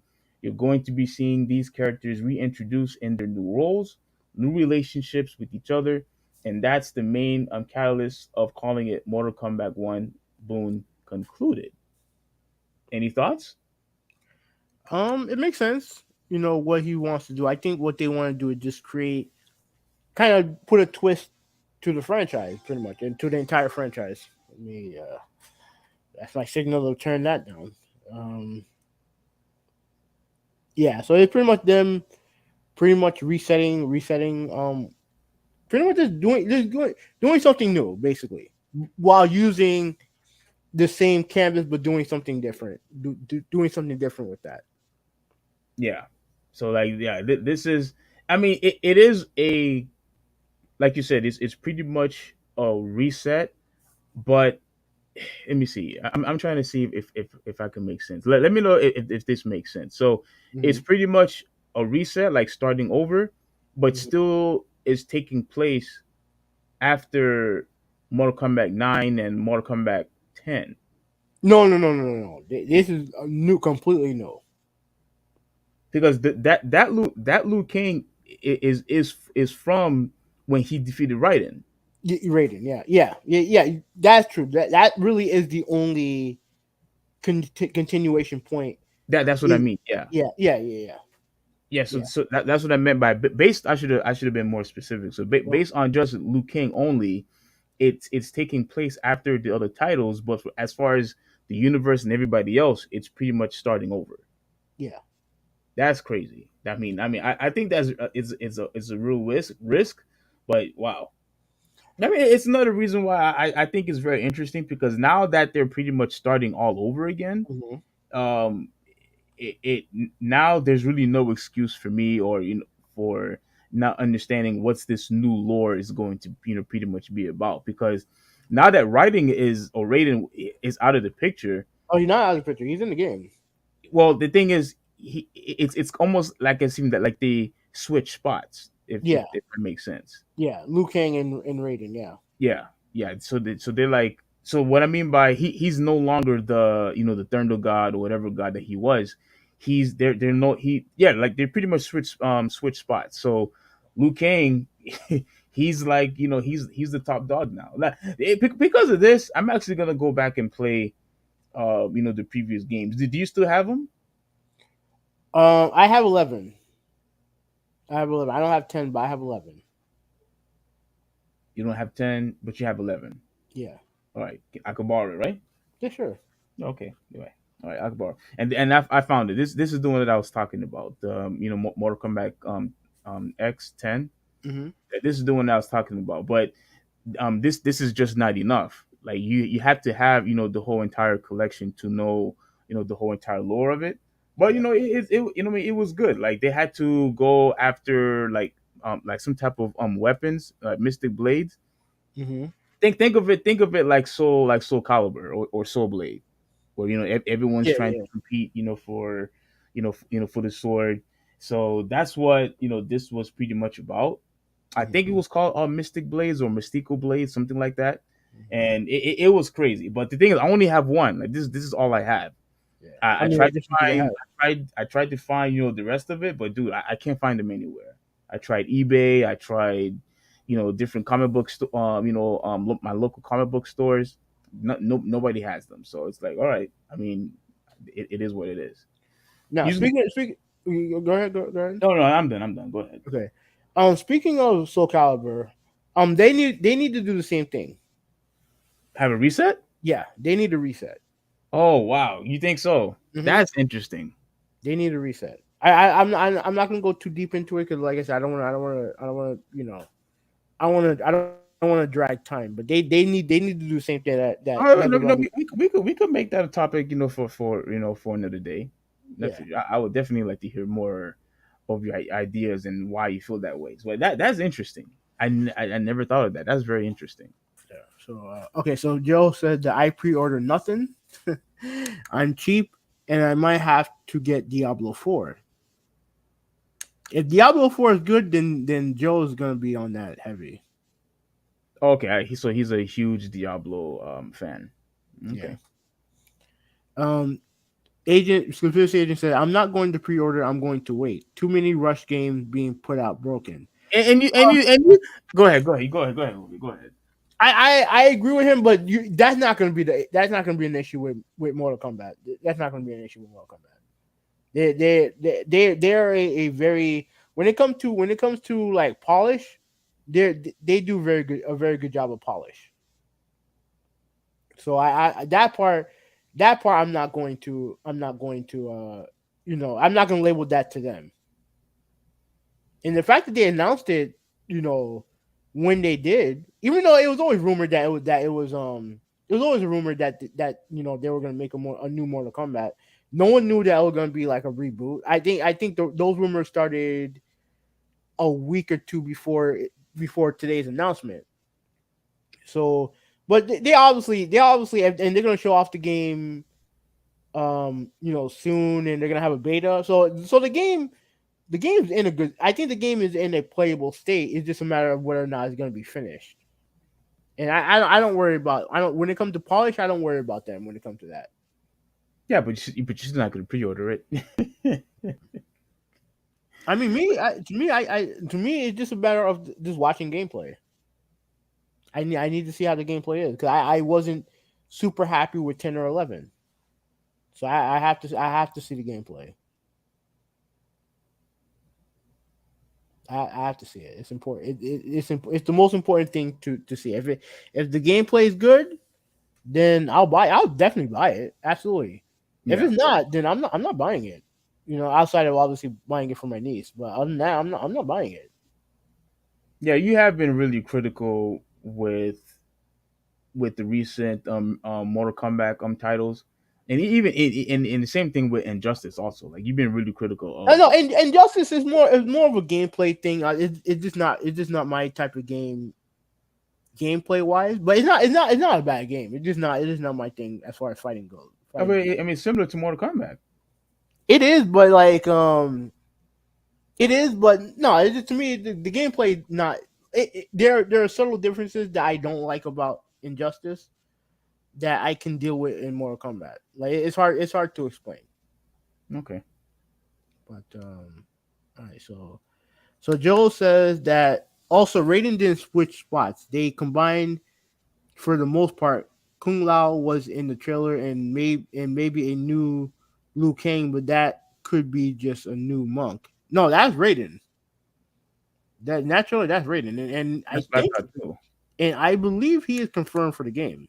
Let me see. Let me see. I want to make sure. And as far as you saying that they combine, Yeah. Raiden's in the game. yeah. As far as you saying, combine, you mean like fuse, like fusion, like in Dragon Ball Z? Is that what you mean? I didn't hear anything, regarding that. I don't know if that's accurate. I mean, you could be right because you played the games, but I didn't hear anything about that. But yeah, I think you're right. Who that's him in the trailer. Yeah, that's him. That's Raiden. So they essentially, I mean, technically they did switch spots based on what I can tell. Like I said, I didn't play the story. I didn't play the story mode in 10. I didn't finish 10, and I really didn't do much in 11. Mm-hmm. So I mean, I don't know, but when it comes to like literally the hierarchy of what they're doing, Raiden and Liu Kang switch spots. Okay. So I mean, do you have anything else to say about the trailer before we move on? I like all I'm gonna say. I'm just going to. All I'm gonna say is Well, Joe just has a real quick request. All right, he said at the end of 11, that was the ending. That's how he got Fire God. Um, wait, I'm trying to understand what he's saying. At the end of 11, He wants to see Raiden. no, So no, no, yeah, all right. So he said, run back the trailer. Show me. actually, no, I really don't even have to. It shows it right here. Let me go to the top. Okay. Let me go back to the title. That right there, that's Raiden. That's Kung Lao in the foreground, but in the background, that's Raiden. Okay, but like I said, now that Liu King is the new god, he's just a regular person. I mean, That's I what I don't know. mean by they. Yeah, Because I highly doubt they're two gods, right? I don't think so. based on what I can tell, they're probably not. But like I said, I have to see to make sure. But Raiden, that's Raiden right there. That's Raiden. Okay. You agree with that, Jabanis? Like, do you No, like? there's no agreeing or disagreeing. That's Raiden. Okay. That's him. No. Because I'm only saying it because Jabanis said no, that wasn't true and that they didn't switch spots. I mean, to me, if what you're saying is true, I mean, Liu Kang and Raiden pretty much switched spots. Yeah, that's Because if he pretty much took the place what Raiden did, from all the way since the beginning. Because remember, Raiden was a god even back in the original Mortal Kombat 1. So, like I said, if Liu Kang is now that new god and he pretty much did the reset, he pretty much did everything similar to what Raiden did. But now Raiden looks like to be a regular human. It looks like. I mean, I don't know. I have no idea. Like even in the article that I have, it didn't explain any of that. It didn't explain if Raiden is another god or if he's just a regular human like Liu Kang used to be. I don't know. But it is very very interesting. Like I really want to know the whole backstory between what's happening now with Liu Kang and Raiden. Like I'm very interested to see what's going on with that. So I'm looking forward for the game to come out. Yeah. He said run back the trailer. I mean, I know we're Yeah, running, but yeah. I mean, you can show the trailer. That's fine. all right, Let me get it ready. I'll read some more comments. go ahead. All right. So Mota say he's turning on game 4 right now. I'm watching the Panthers game, so I'll tune into it periodically.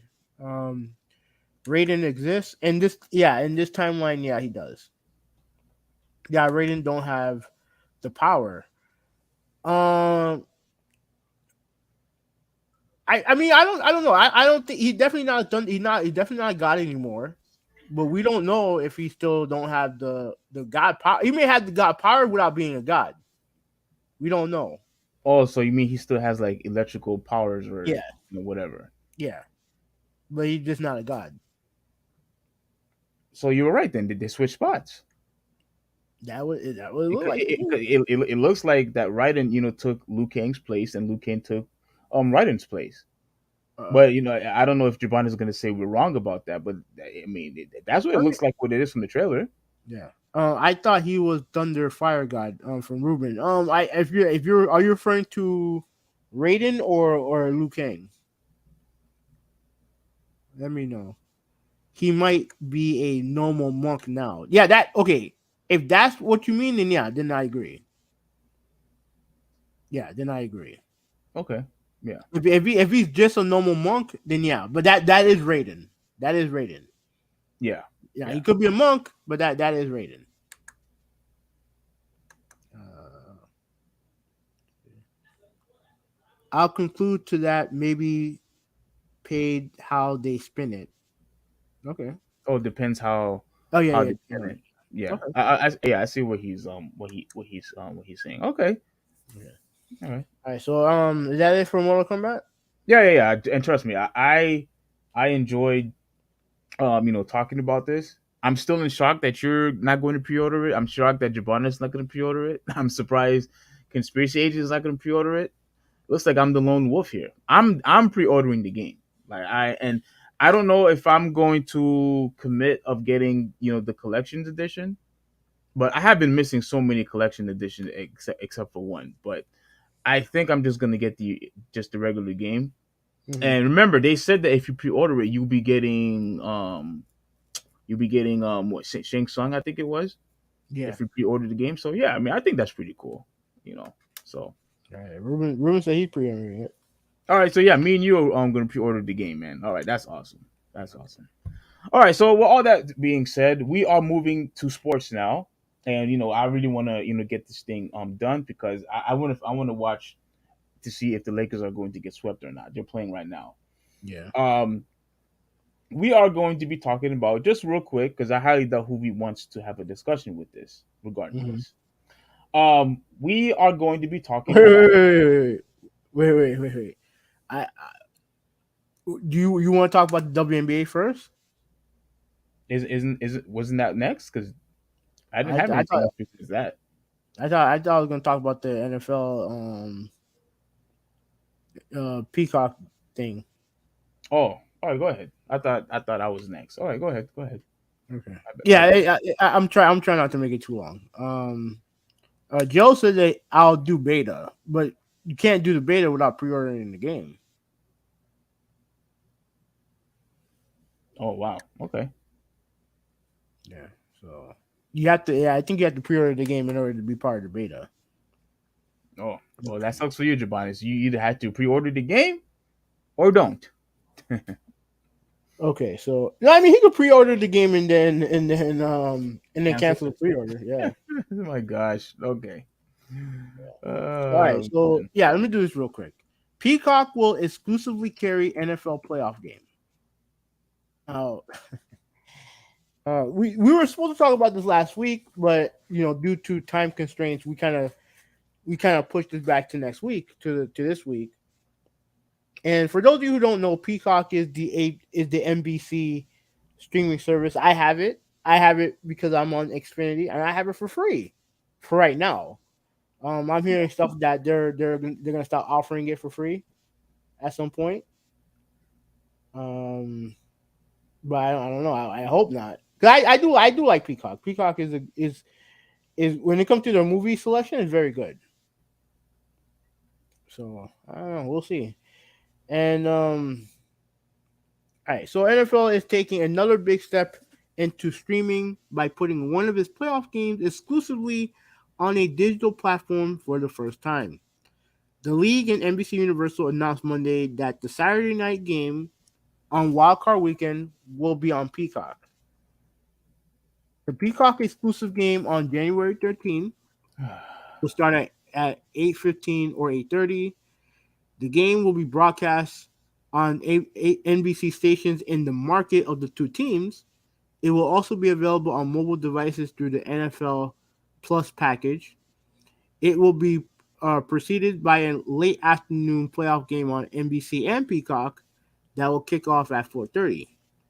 Terms of the agreement were not disclosed, but Wall Street Journal reported that it's a one-year deal with the league receiving approximately $110 million.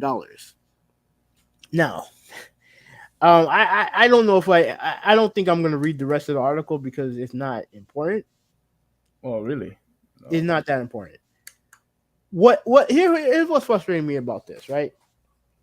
And the reason why it frustrates me, even though I do have Peacock, and because even though I do have Xfinity and I have Peacock, is because at the end of the day, I'm not interested in jumping through hoops to watch sports. I'm not interested. Okay. Like, and this is also going on with MLS, the Major League Soccer. Now, we have a team down here, Miami FC, and all their games. I haven't seen not one game this year. Have not seen not one game this year. Mm-hmm. Why? Because MLS decided that we're going to put our games behind a paywall with Apple TV. Now, if you have Metro, you have access to MLS Season Pass, and I have Metro.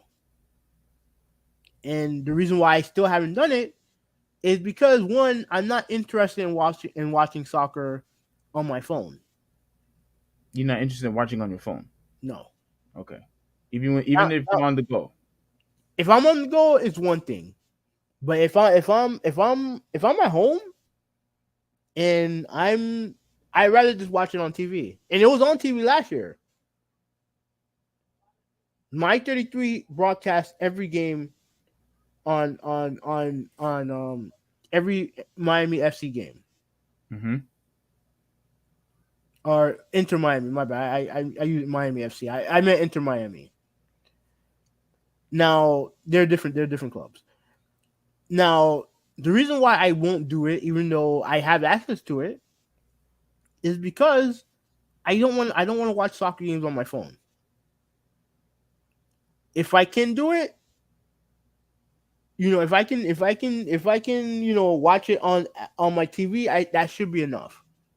It's one thing if you want to do out of market. Let's say if I'm living in Dallas, whatever, and I want to watch Inter Miami, and I have to go through these hoops to watch it. I can deal with that.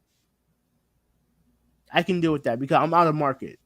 Okay. Yeah, if I'm in this market, yeah, I want to watch the fucking game on my TV.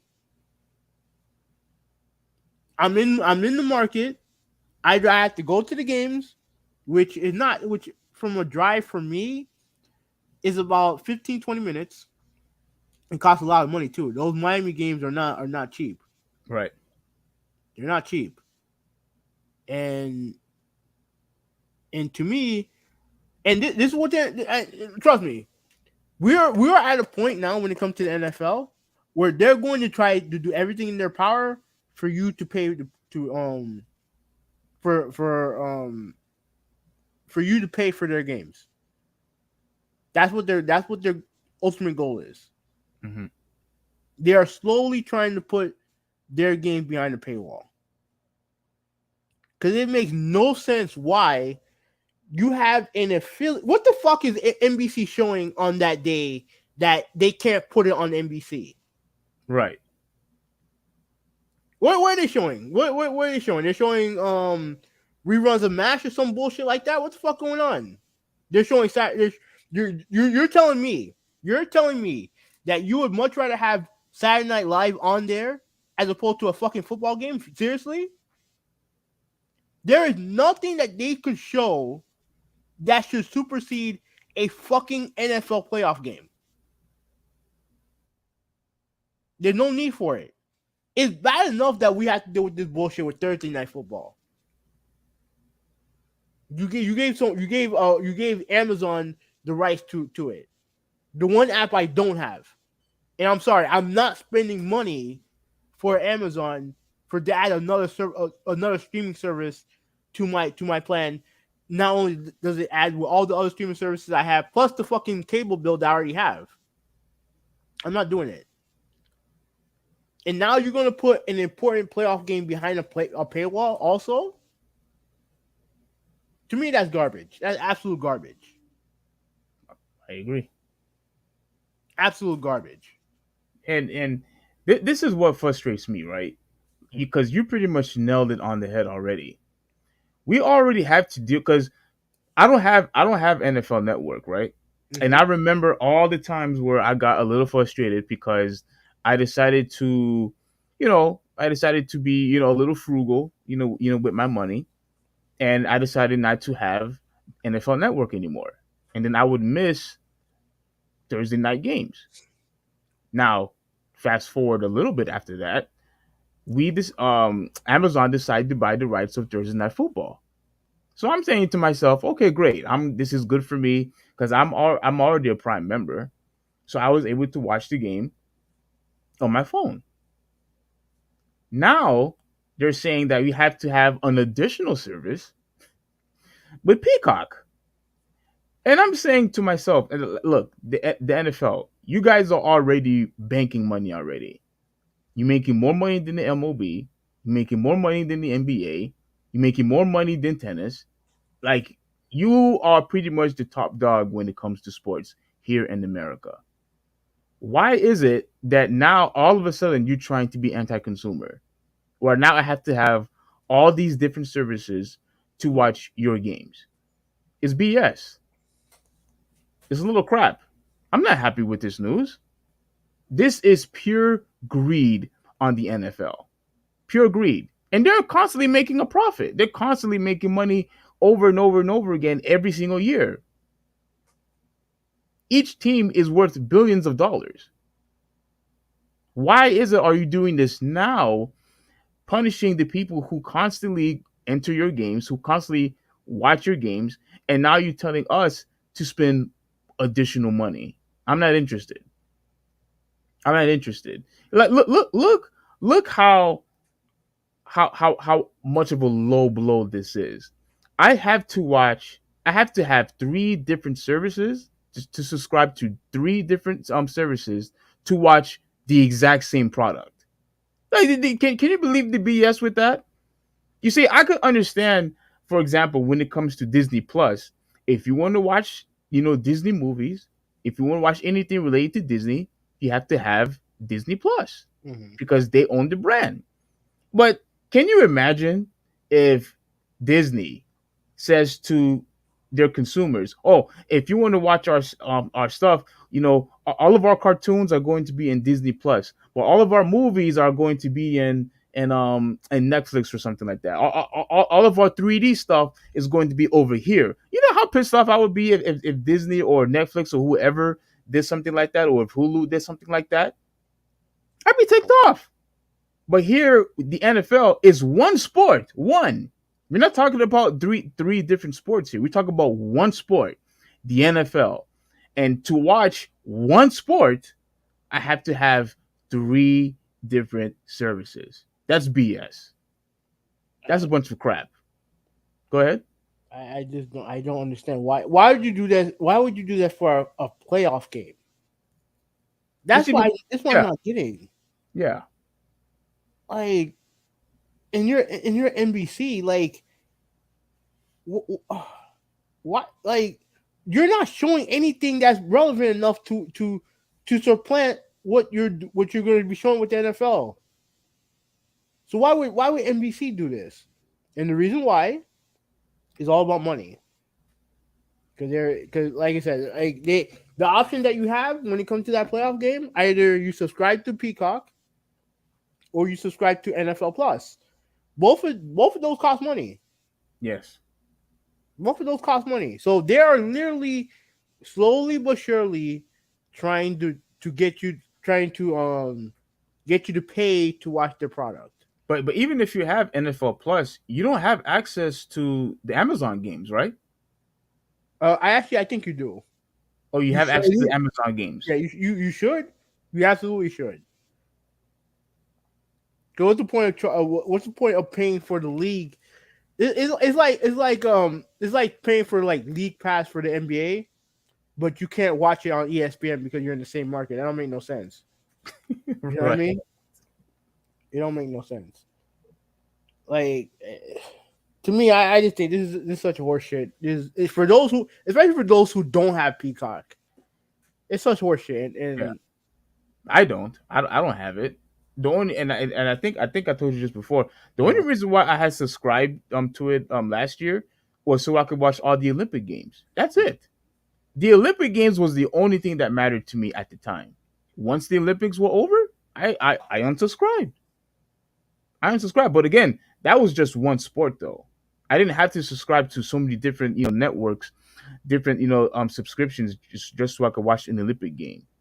But I have to do that with the NFL. And screw that. I'm not interested. I'm not interested. Yeah. Anyways, let me read some comments. They'll do a demo or a beta.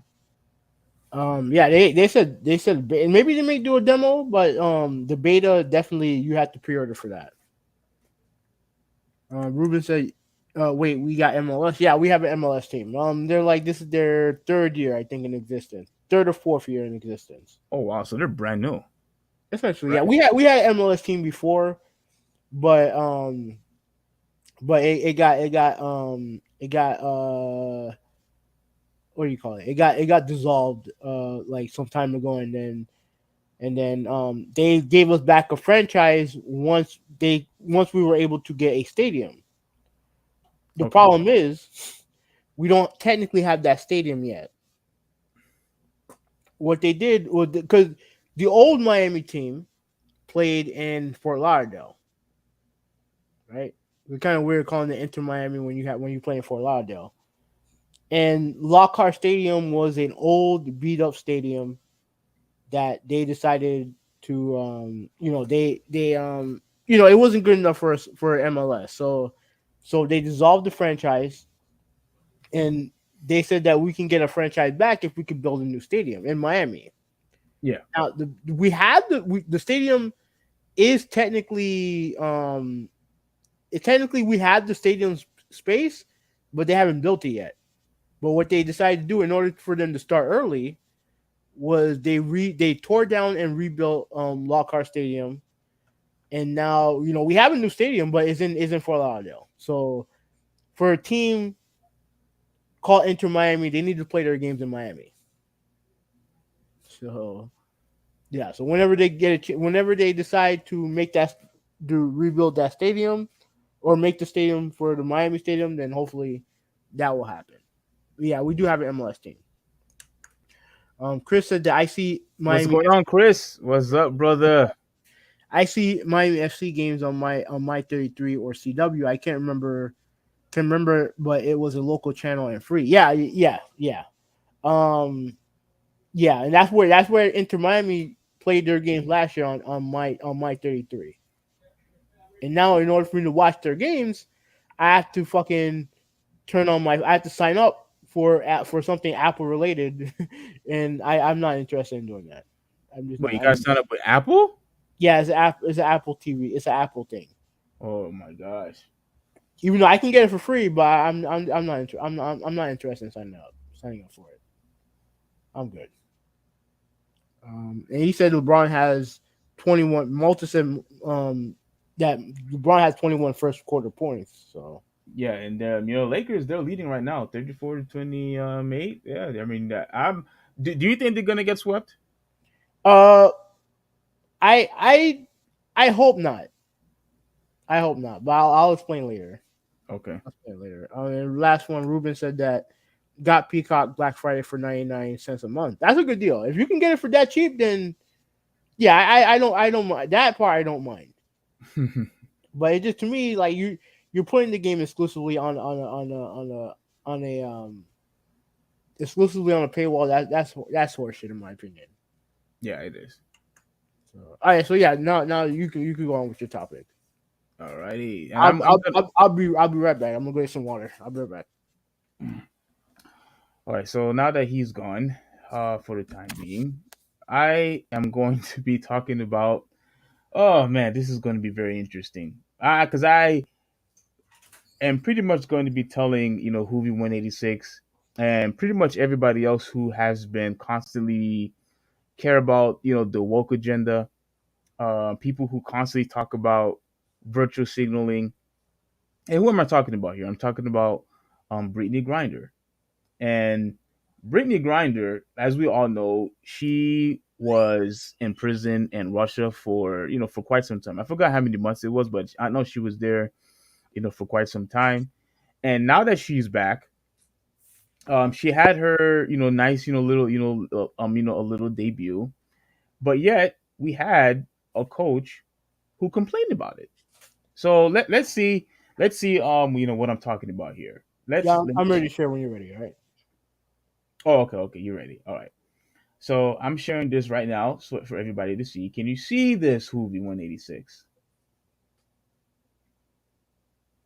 Can you see it? Yeah, yeah. Okay. So Mercury Are coach you Matt. really are you really have to listen to Clay Travis seriously? No, we're not listening to him. Oh, thank God. Coach Matt at WNBA crowd for Brittany Griner's first comeback. How was it not a sellout? Okay. So like I said, we're talking about the WNBA again. Why? Because it continues to prove my point to Hoovy 186, to all the feminists, to the woke mob, to all the progressors, that the WNBA is an irrelevant product. So let's see what's going on here. Phoenix Mercury coach Vanessa Nygaard, I think that's how you say it, was baffled that Brittany Griner's first game of the season wasn't sold out.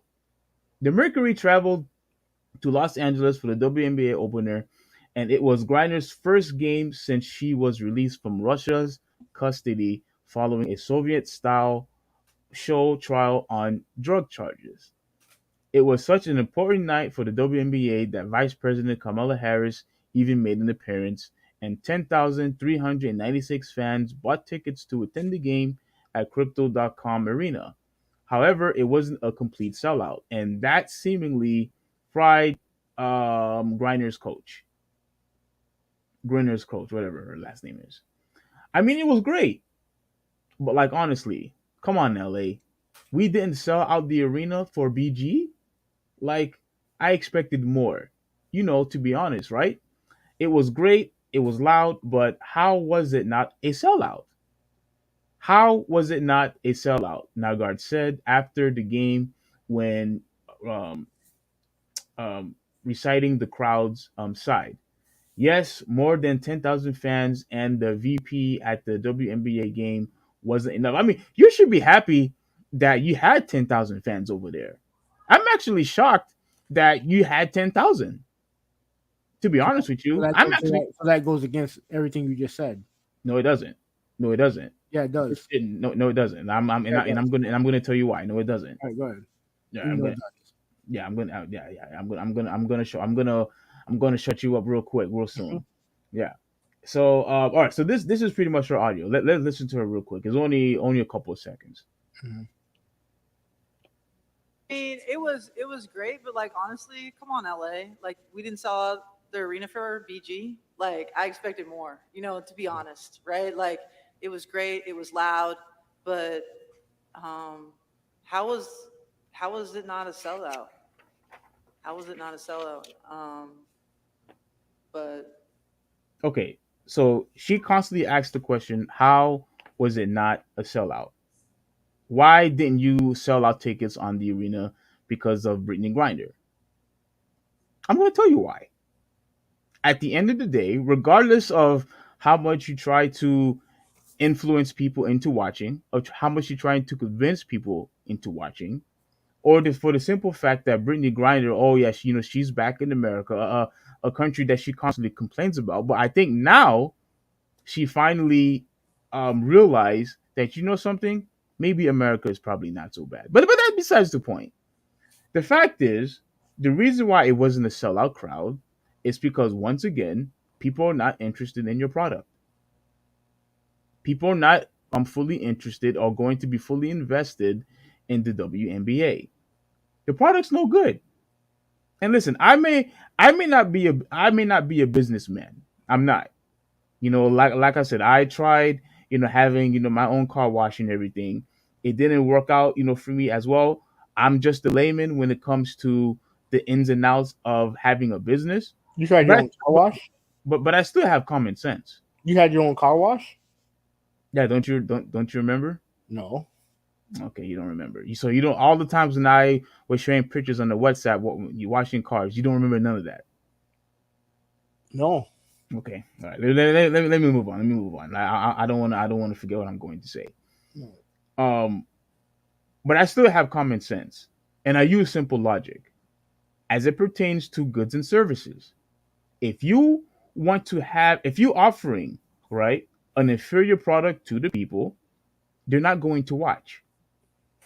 At the end of the day, we have the NBA to look forward to. We have the NBA, which is a far superior product than the WNBA. I've been saying this, forever, forever. And you have to understand that the product is not good. Don't you criticizing people that not attending your games doesn't help the WNBA at all. You doing all this constant complaining, and I remember all those commercials saying, "Oh, we're not watching." That doesn't help your product. That's not going to entice me to watch your games. What's going to entice me to watch your games is when the product is actually good. That's what you have to worry about, not the advertisement, not all this virtual signaling stuff. Not saying, oh, and I know what you're trying to do.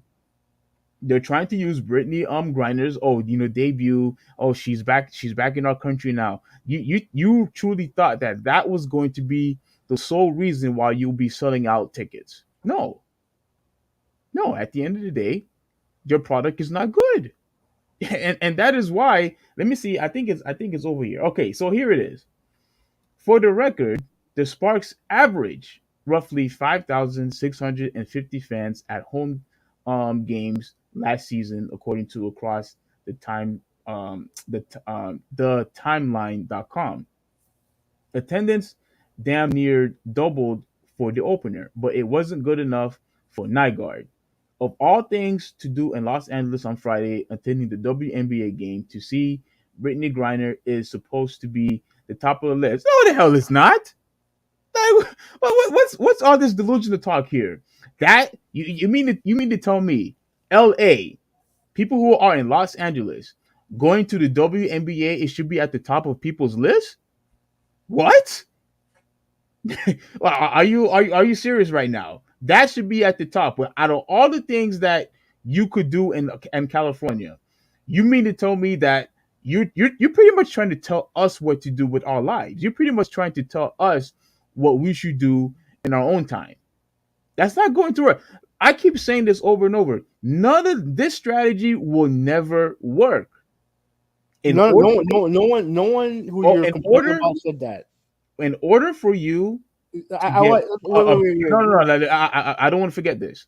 In order for you to have more attendees, more people to buy your products, more people to consume your product, more people to watch your products on TV, is the product has to be good.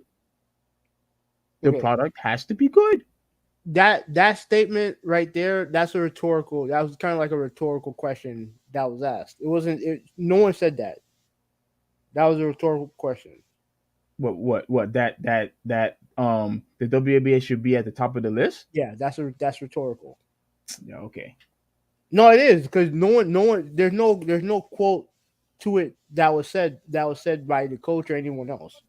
Listen to the context of the go back, scroll up, go back, go look at the context of stop right there. Okay, go ahead. Look at the context of what there of the article, right? And now for the record, this is whoever wrote this. This is them talking. Mm-hmm. For the record, Sparks average, blah blah blah for the home games last season according to across the No, board. no, no, no, no. Read it. No, no, no, no, no. Don't say blah blah blah. Read it. I want you to read it. Don't go say blah blah blah. Read it. Read it. Listen to what I'm saying. Stop acting defensive. Listen to what I'm No, saying. no, no, no. I'm not. No, no, no. Read it because you talking about blah blah blah. No, that's important. Attendance. No, What's the average? What's the average? I'm not, dude, Steve. I'm trying to explain to you that no one said.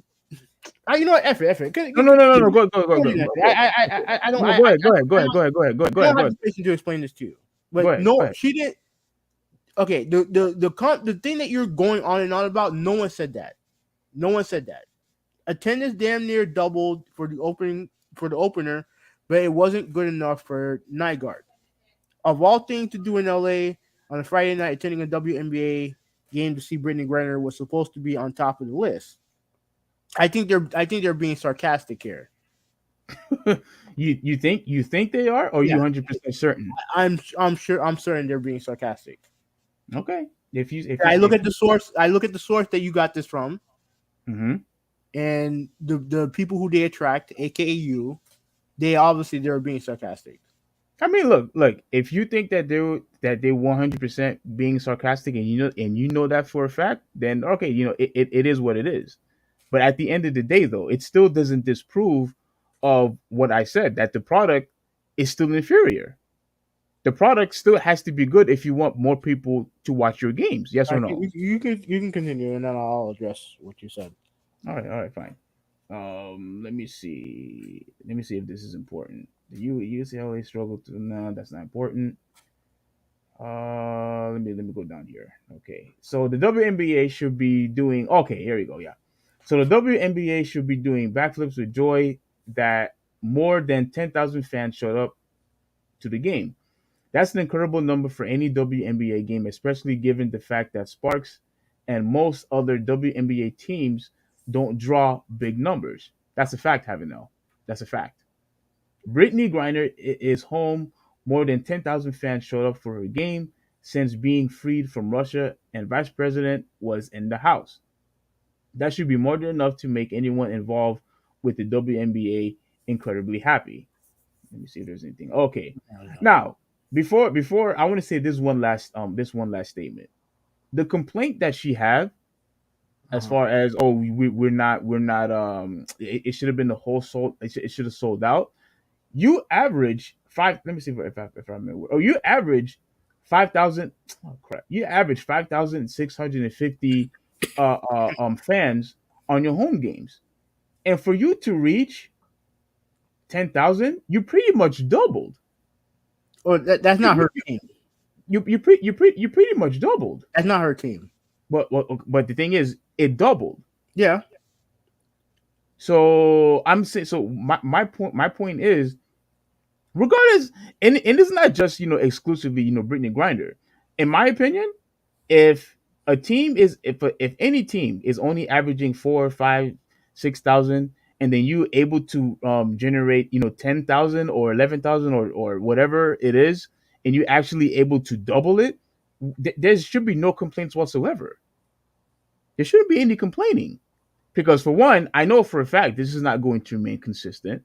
That's number one, and number two, you're still not trying to solve the actual root of the issue.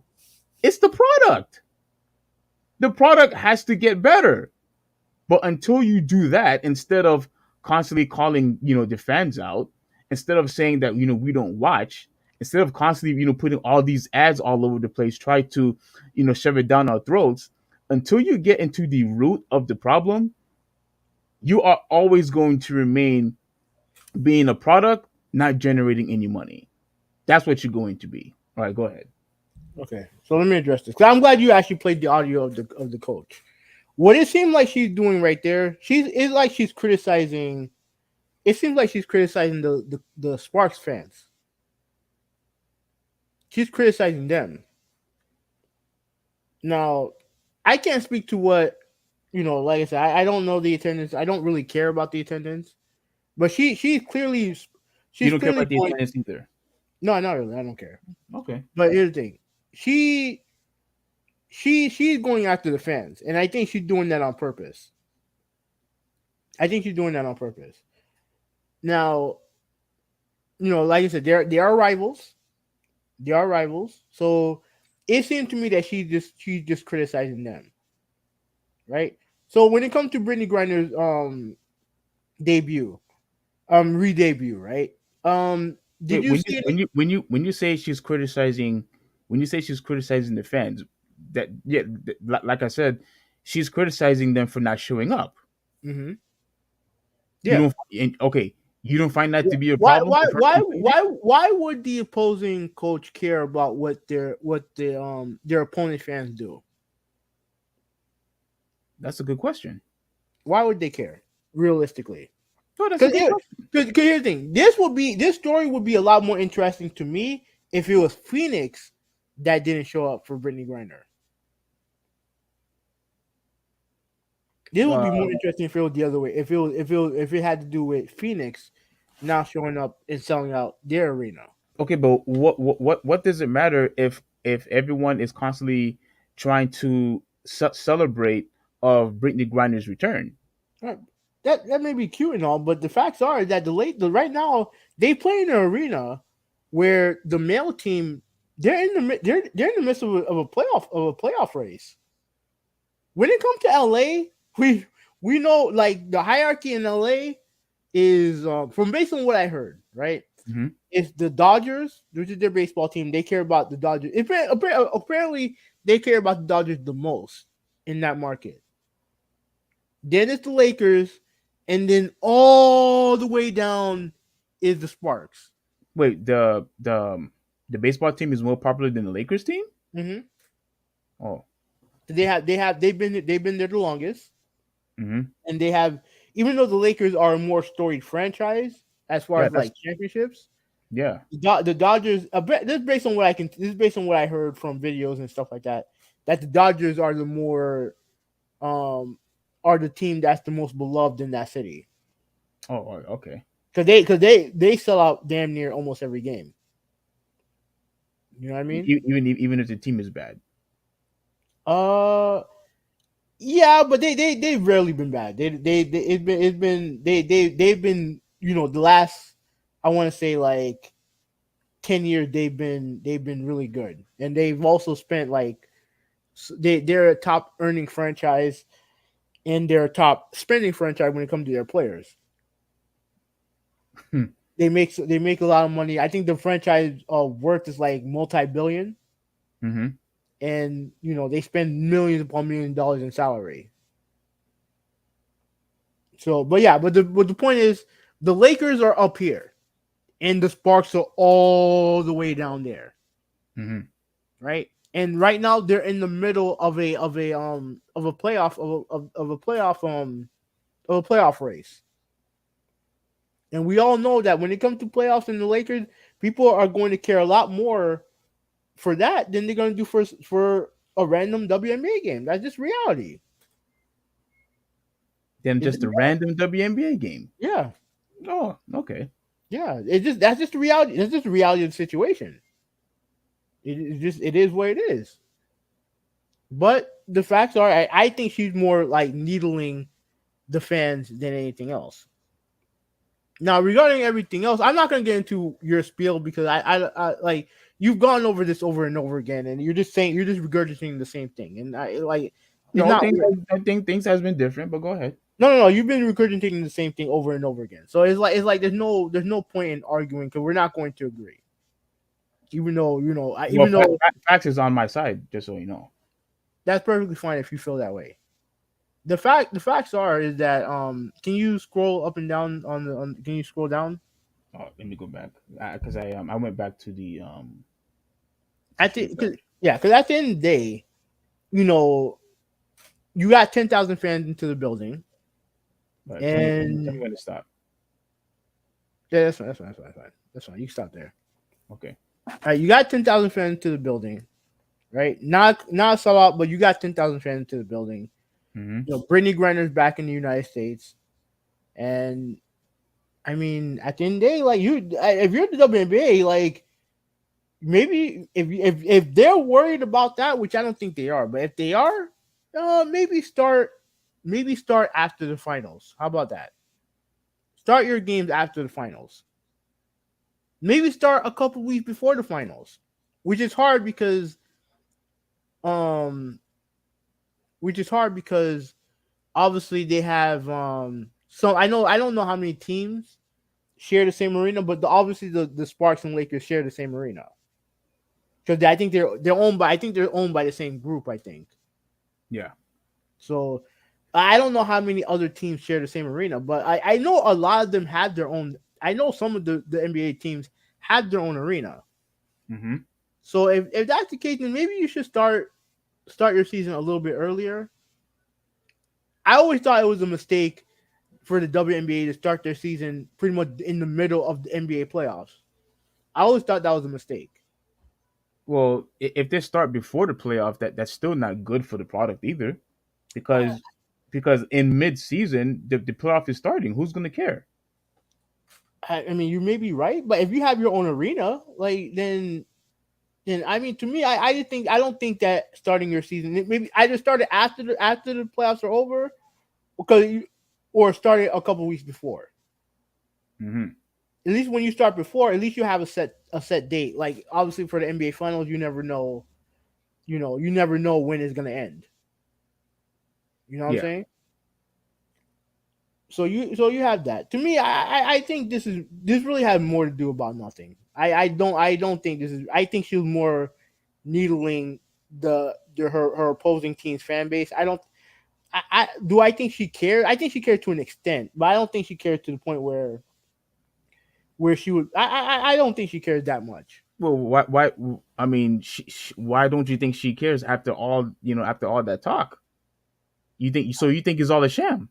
I don't think it's a sham. I just think that it's not. I think she's just more so criticizing the opposing team's fans. That's what I think she's doing. Well,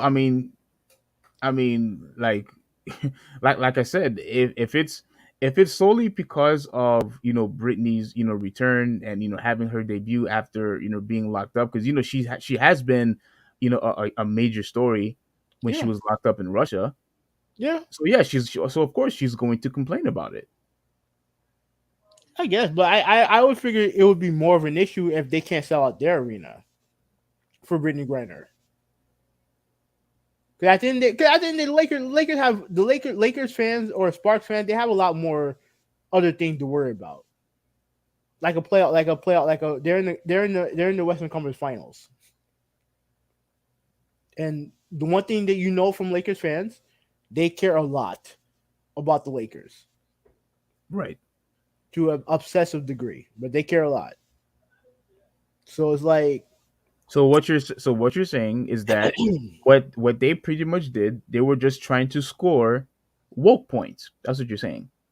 no, that's not that. That's not that at all. That's what you think. Okay. They're trying to score what points, right? Mm-mm. They're doing this for publicity, right? No, no. For virtue signaling. That's what they were trying to do. What's the publicity? They try to act like as if, like you said, because you even said it yourself. Oh, Mm-hmm. I don't think she necessarily cares, but she's trying to act like she do. Yeah, But you think that she doesn't. because she's trying to get under the skin of Sparks fans. But at the end of the day, you don't think she cares at all. Not to the degree where not to the degree to where we should be talking about it. Okay, so she's just trying. Okay, so she's just trying to get woke points. First I don't even know what woke points are, but apparently if you like the WNBA, you're woke, right? According to you. So, but me, like, I just don't think this is. I don't think this is much of. I don't think this is much of a story. But now I remember what I was going to ask you. Did you hear any advertisements for her return? Didn't they have like a party for her? They had like some type of party. I've heard about the return, Yeah, but I didn't know when her first game was going to be. Had no clue. yeah, but they did have like some type of party, a welcoming party, for her. But I heard that I heard that nobody showed up. I don't know. I don't know, but the thing is that if you're the WNBA, you should market that. But why is it that I had no idea when her first game was? You have social media. You have a partnership with ESPN. Like that game should have been prime time. Whenever it was done, it should have been prime time. Well, even though you don't, I mean, I highly doubt you follow anybody on Twitter. Mm-hmm. But from what I've gathered, none of the WNBA players really post anything on Twitter anyway. Like all the people that you see post on Twitter a lot, like the NBA players do, or the reporters or whatnot that covers the NBA or the NFL.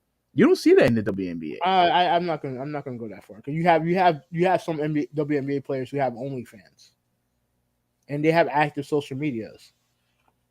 Like that's I not. thought it was on that one chick. I thought it was that. Yeah, I'm sure there's others, but okay. If you know that for a fact, then okay. No, but no, I'm sure there's others. But the thing is that if this is what I'm talking about when it comes to WNBA, you may scoff at this all you want, and that's fine.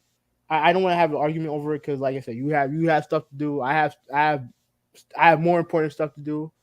But here's the thing.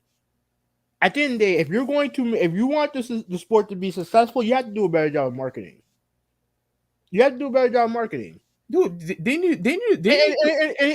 Okay, go ahead. No, you finish. You finish. Because I remember the first time I heard of Brittany Griner, she was in college. It was in college, and I don't watch college basketball. I don't watch women. Definitely don't watch women's college basketball.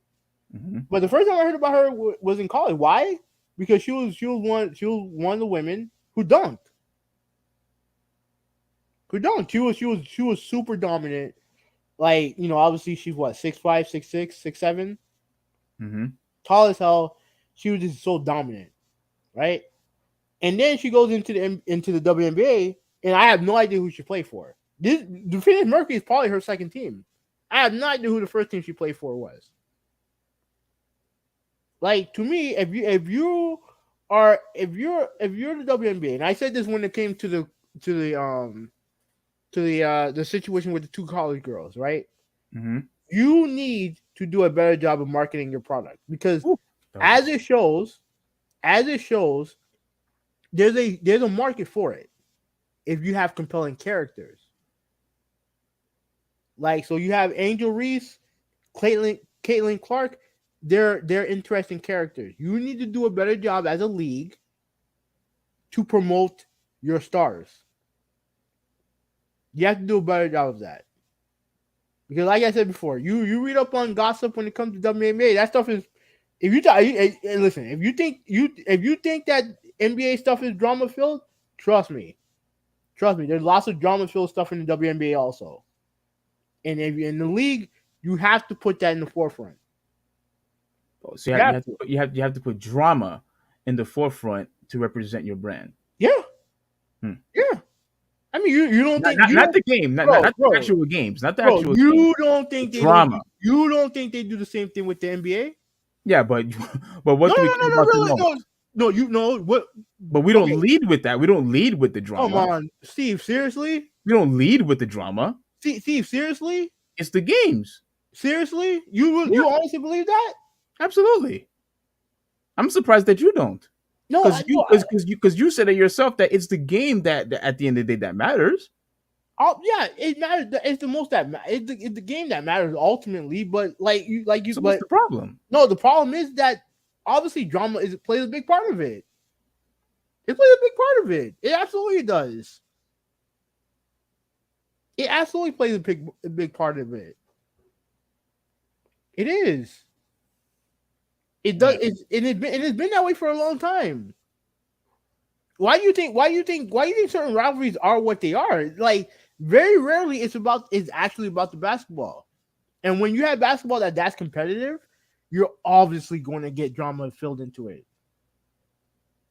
Look at what Jimmy Butler is doing to the Boston Celtics. Mm-hmm. But that's basketball though. That's what you do on the court. But he don't have to do that. He don't have to do that. But why? But that's it. That's intrigue. That's absolutely intrigue. He's a character. He's a character. And I'm telling you, bro. Like I'm telling you, like when it comes to the drama stuff, yeah, it does. Like to me, the drama stuff you do need to lean into it. You do need to lean into it. Mm-hmm. I don't see why wouldn't you? Why wouldn't you? Look like I pointed before. Look at the college basketball game that we talked about like a couple months ago. Mm-hmm. Look at the ratings. You think they did that just because it was just because of basketball? No. You had compelling stars. You had compelling characters. You had girls who were compelling to watch. Not only because they were good, but also because of the drama that goes into it, the trash talk that goes into it. And there's definitely that in the WNBA. But the WNBA has to do a better job of promoting it. They have to do a better job promoting it. Point blank. Just simply put. So I mean that's all I gotta say. You can get the last word. You're just gonna repeat the same thing and then. I think that drama does play a role, but the drama doesn't matter if the sport's no good. If Jimmy doesn't go out there and perform, if Jimmy Butler didn't have that awesome performance like he did, you know what he would be? Brooks. That's what he would be. Yeah. That's all he would be. Yeah. That's not enough, to carry the sport over. It's not. Because all you are is just somebody who's just talking trash, but you can't produce. So it doesn't matter if the product itself is not good. Like, who cares about the drama? Because the person in itself is irrelevant. Again, that the product being good stuff, that's subjective. As much as you don't want to hear it, that's subjective. The fact is that 12 million people watch a sport that is not as good as the WNBA. And they didn't do that because of the product. They did that because they were intrigued by all the characters in that sport. So to me, if you're the WNBA, you need to do a better job of promoting your sport, and not just a sport. You need to do a better job promoting your stars. You need to do a better job promoting your stars. That's what you need to do. I mean, but how many stars do they actually have? I mean, they have more. They have more than I think you realize. But the thing is that do they have enough to carry the sport over? Right now, no.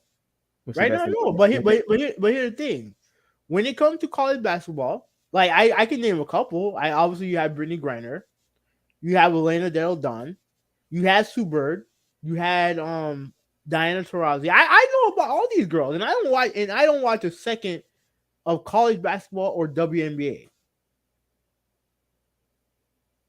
If I can hear about it, you have to do a better job promoting it. You do. Because you have interesting personality. You just have to give them a platform to be interesting. That's it. And honestly, baseball had the same issue. Baseball had the same problem. Right? It was a sport that baseball used to be the national pastime. You always hear that saying, right? Now it's a local sport. And the problem is in that it's cool if it's a local sport. 'Cause, like, look, WNBA is never going to reach the levels of baseball in its heyday. It's never going to happen. But you need to do it better. You need to use all the tools to in your campaign to promote your stars. That's what baseball did do. They did a shitty job of promoting their best athletes.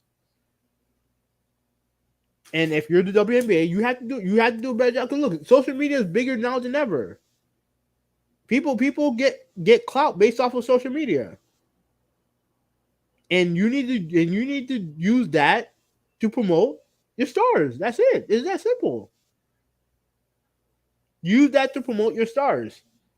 And again, if it works, it don't work. It is what it is. But it's better. It's better to do that than do nothing. It's better to do that than do nothing. Well, I mean, I think at the end of the day, they've tried all that they can. We've I've been seeing a lot of WNBA commercials, or Yeah, I've no, seen them. I've seen more of that too. Yeah, and Yeah, and obviously they have one of the Shanae Gumake. I know she plays for the Sparks and she works for ESPN. You know what I mean? And FYI, she's very beautiful. I think what's her name is far more prettier. She works on sometimes she's with the TNT guys. What's her name? Um, Candace Parker? yeah, Oh, really? yeah. Okay. I think she looks good. And Sue Bird's friend is I think she's pretty too. Oh, yeah, she's lesbian. You know that, right? I mean, does that mean she's ugly because she's I'm lesbian? just saying I'm just saying that she's lesbian. That's it. That's all I said. That's okay. That's I mean, I don't know where you got that from, but okay. No, like you've heard of Megan Rapinoe, right? Yeah, yeah, yeah. They're married. No, okay. Hmm. So. Good for them. It's not something that I agree with or that I support, but I mean, it is what it is, man. So yeah, so I guess we can move on to the main event of the evening. Yeah, I mean, are we gonna get to the comments? Oh shit, yeah, yeah. Yeah. Let's read some comments. My bad, I wasn't paying attention. Let me see. Uh, okay. I mean, okay. So this is going back to a previous comment. I mean, we have MLS on Metro. We had Miami Fusion in like 2000, which folded. They played in Fort Lauderdale for like 15 years until Beckham finished the deal. Yeah, that's true. Everything he said was true. This is the same woman who thinks she can beat DeMarcus Cousins in a one-on-one. Yeah, I Oh, remember that. she said that. She said that. Yes, she did. That's crazy. She said that, and that just continues to show how delusional they actually are. I Okay. mean, if it was D'Amica Cousins, yeah, I'm sure she could meet. I'm sure she could meet D'Amica Cousins, but not DeMarcus. I know. I don't know. That was a perk for Metro. I thought we only got Prime free in music. Yeah, apparently it's a yeah. Apparently that's one of the perks. How was it not a sellout? If you want to sell out a WNBA team, you gotta play inside of a one-story house. Like what type of joke? Malta man with the jokes, bro. That It was did play good. on Local 39 back then. Yeah, I remember that. Like you said, nobody cares, Exactly. bro. It's so freaking serious. Steve must be talking about when he washed his parents' car for allowance. That's what I was laughing earlier because that was funny, man. But no. I was watching my coworkers on vehicles and my vehicle and obviously and other people's vehicles. So I was trying to get the whole car wash thing started. The problem was I needed a huge gallon. I think it carries like 20 or 40. So it was a huge gallon, but the problem was it couldn't fit in my vehicle. So I said, you know what, like f this. I'm not going to spend money on a used vehicle. So I just scratched the project. But I tried. I tried. Like there's gonna be other opportunities to do something else, but I tried. Right. So imagine an NBA and WNBA game happening at the same time. I think what they need to do is lower the rim to 9 feet or maybe five. I mean, I think they should lower it to 9 feet, and I also believe that they should help. I think have increase the grip with the basketball, so it'll improve the dribble handling. So you Uh, think they should make the ball smaller? I no, I think they should try to, because look, I know they have the technology to do it to where you could grip the ball easier. Not just They did something similar with the NBA where they changed the ball Mhm. 1 year and the players hated it. Oh, they didn't like the fact that you were able to grip the ball more. No, it was they did something with the basketball. They changed it from Spalding to something else. They hate the NBA players hated it and they switched back Oh, okay. because they didn't like the way it felt. Hmm. And I don't think you can't do the same thing with the WNBA ball. I mean, I think you at least experiment. Well, go ahead. You know what? I actually think that's fair, but the problem is if you're going to experiment, you need to let the players know because they're the one. That's what the NBA didn't do. They just changed the ball 1 year just to do it Yeah, without giving the players any heads up into what they're doing. I agree with that. I agree with that. It's so stupid. The irony, this one's conspiracy. The irony is that not even women watch the WNBA; they watch the NBA. And you see, that's the other thing that I was also trying to have Hoovy 186 over here understand, that the WNBA doesn't even do a good job of trying to promote their brand to the exact same demographic as the players. If you want more women, to watch, your games, uh once again, it's no different than if you want to have the men watch the game. You need to have a product that will entice people to watch. But the problem is, if women are more interested in watching, the NBA, you're gonna have to do something else. I think advertising is not enough. I really don't, because how is it that after you have women, you have all these feminists, and you have all these woke people who they don't even support your product. So, like I said, it's a product issue. It's not an advertisement issue. It's a product issue. Let's continue. I've already proven you wrong with that point before. You know that, right? Sure, you did. Go. Let's continue. No, Go. I did. I remember we had a long conversation about this, and you said, "Oh, no one that talks about it supports it." I showed you pictures, and then you pivoted off into something else. I, Now, I think if you're go ahead. here's what I'm gonna address with when it comes to conspiracy agent, right? Now, no, you are right. I'm sure more women watch the NBA than WNBA. I'm sure they do. But here's the thing: when it comes to promoting the sport for little girls or whatever, what they don't really have much of a choice but to watch the NBA because that's the sport that they back in the day, the sport they grew up watching the most was the NBA because that's the only sport they had.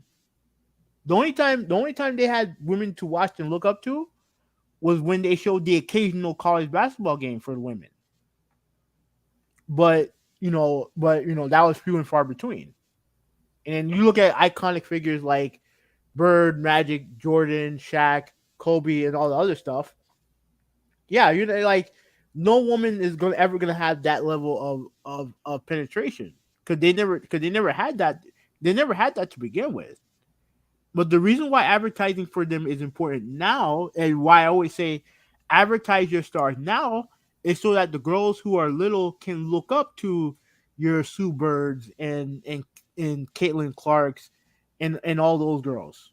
But how would that? Why would that matter if the girls are more interested in watching Giannis and That, and but and and, and, and LeBron James here's the and Steph reality. Curry? The reality of the situation is that the game that they're supposed that they're going if they want to play the game, then they're not going to as much as they want to. They're not going to play like Giannis. They're likely going to be playing more like the women that they're growing up watching now. Now I'm not saying they can't be inspired by a LeBron or Giannis or whatever. What I'm saying is that you have to put your women on a pedestal to where they matter and where they can look up to these women. So there's a video that circulated where I think it was Sue Bird who went to a school and all the girls were crying because they're like, oh my god, she was, they were such big fans of hers. Mm-hmm. You need if you're the WNBA, you need to do that level of support for the players that you have now, especially for your star players. You need that. You need to have that same level of marketing for your players now, because at the end of the day, the market that you're looking forward to the most is the young girls, because you need those girls to grow up wanting to play the sport, and they're not going to be playing the NBA. They're going to be playing the WNBA. So you need to get your shit together and start promoting your sport better and do a better job with your sport in general. That's all I'm saying. And do a better job with your sport in general, which what I've been saying forever to you. As far as marketing. That's what marketing. Look, Steve. At the end of the day, all people do, no matter where it's pro, college, whatever. All niggas do nowadays is shoot threes. Am I right or wrong? Unfortunately, yes. Yeah. So it's like at the end of the day, like, and look, I have a hard time watching lower level basketball. But at the end of the day, if someone can play, they can play. All I'm saying is that if you have someone who can play, someone who's interesting, whether it's because she looks good or she's a trash talker or what have you, market your players. Market them. That's all I'm saying. What kind of loser would pay for OnlyFans? I mean, Dude, the fact that these girls are making millions and millions of dollars, it just goes to show you that a lot of people are paying for it. A lot of people are paying for it. But what I also have heard though, Malta, was that there's been a lot of women that actually complain about it, and it's really because there's always going to be a younger or more prettier girl, so they're just constant competition, when it comes to when it comes to OnlyFans. But at the end of the day, though, yeah, you're a loser if you're constantly paying for OnlyFans. You are. well then you guys are bad mouthing Ruben then, because this kind of loser, nah, I'm paying. No, he said this kind of loser. Nah, I'm playing. No, okay, he's joking around. Okay. Yeah, he's joking. 2023, the year of the simp. Yeah, pretty much, Ruben. You're right.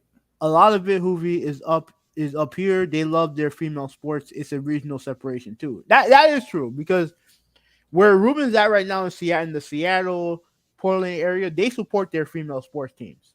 Mm-hmm.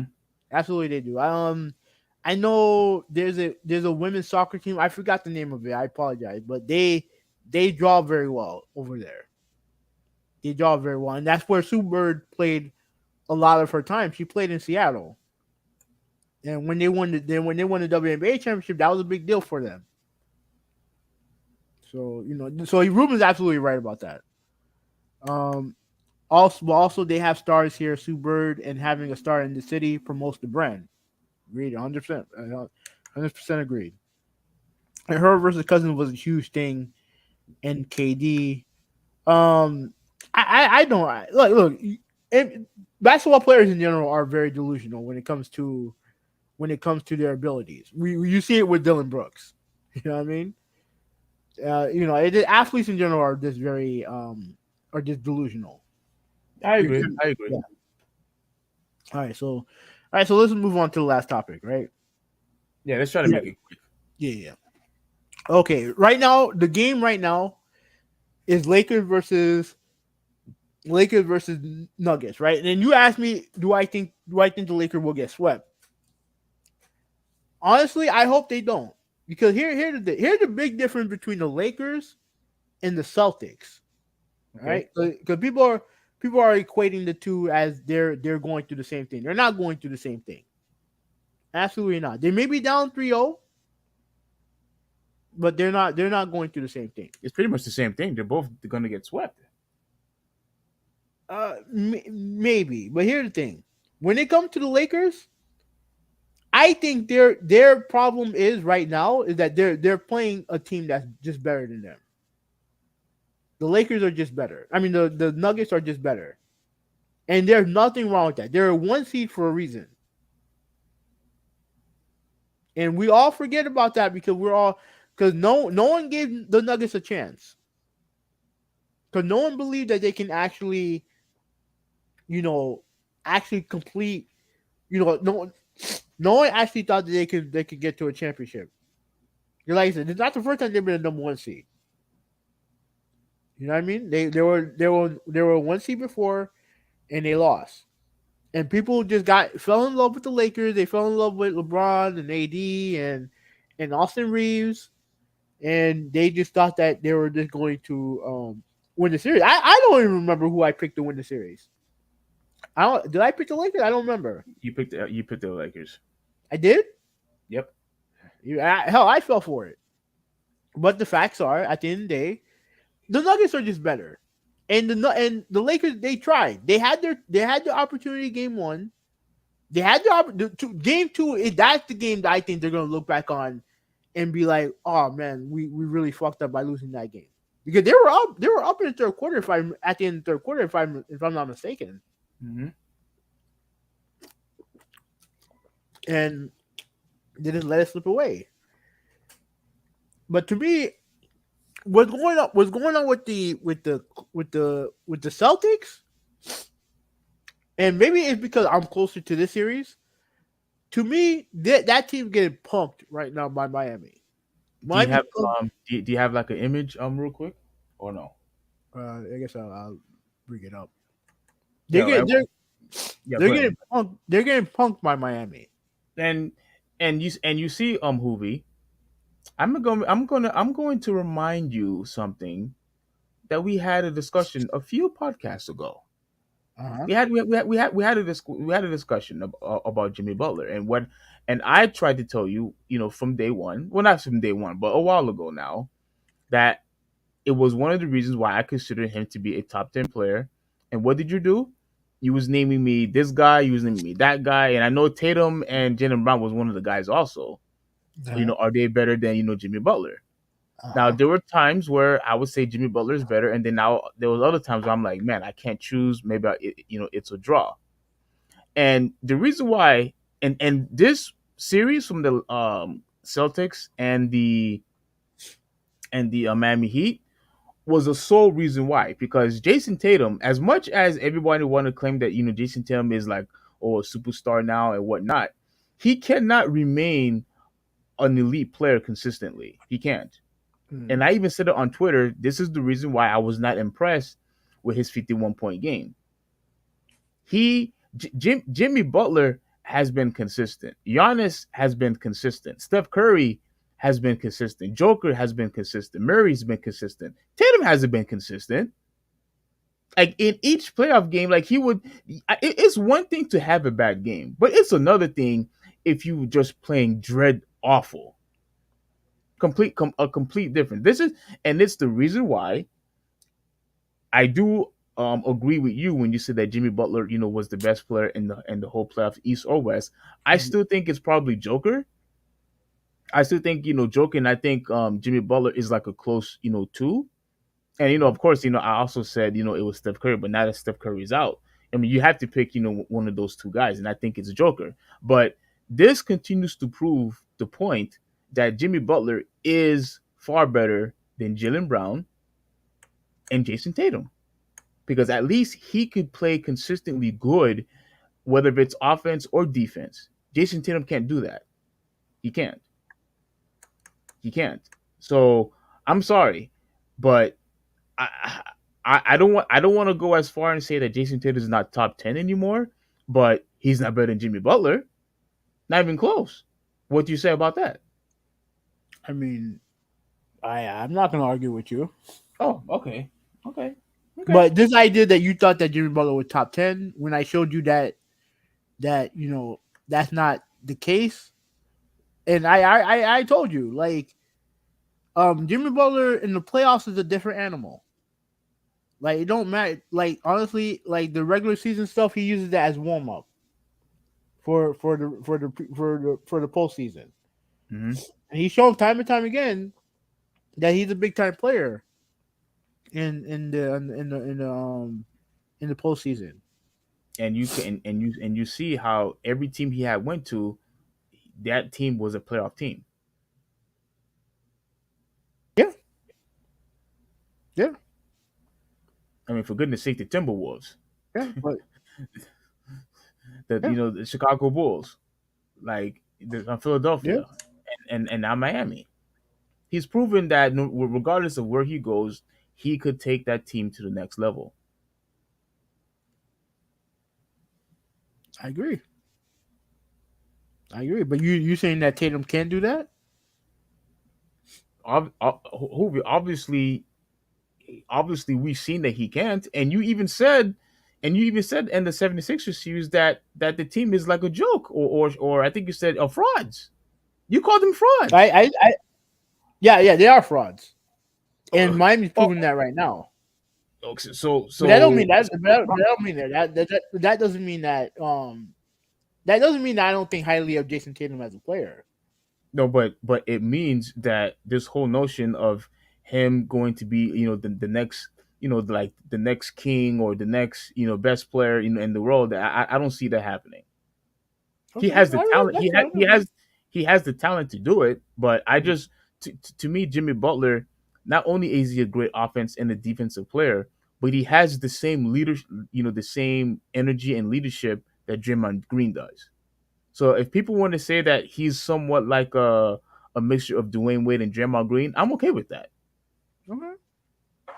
I actually thought that you were gonna go in a direction where you're gonna act like Jalen Brown has been good in this series. And That and was this and that this was that was and, and that was this all I and was this waiting for. I don't know why I don't know why you saying that. Oh, his past two games was good. His game one was good. I mean, we can look up his stats. We can look up his stats. Yeah. We could do that. So, in my opinion, I believe that as far as Miami and the Celtics goes, do I think it's going to be a sweep? I'm gonna have to say yes.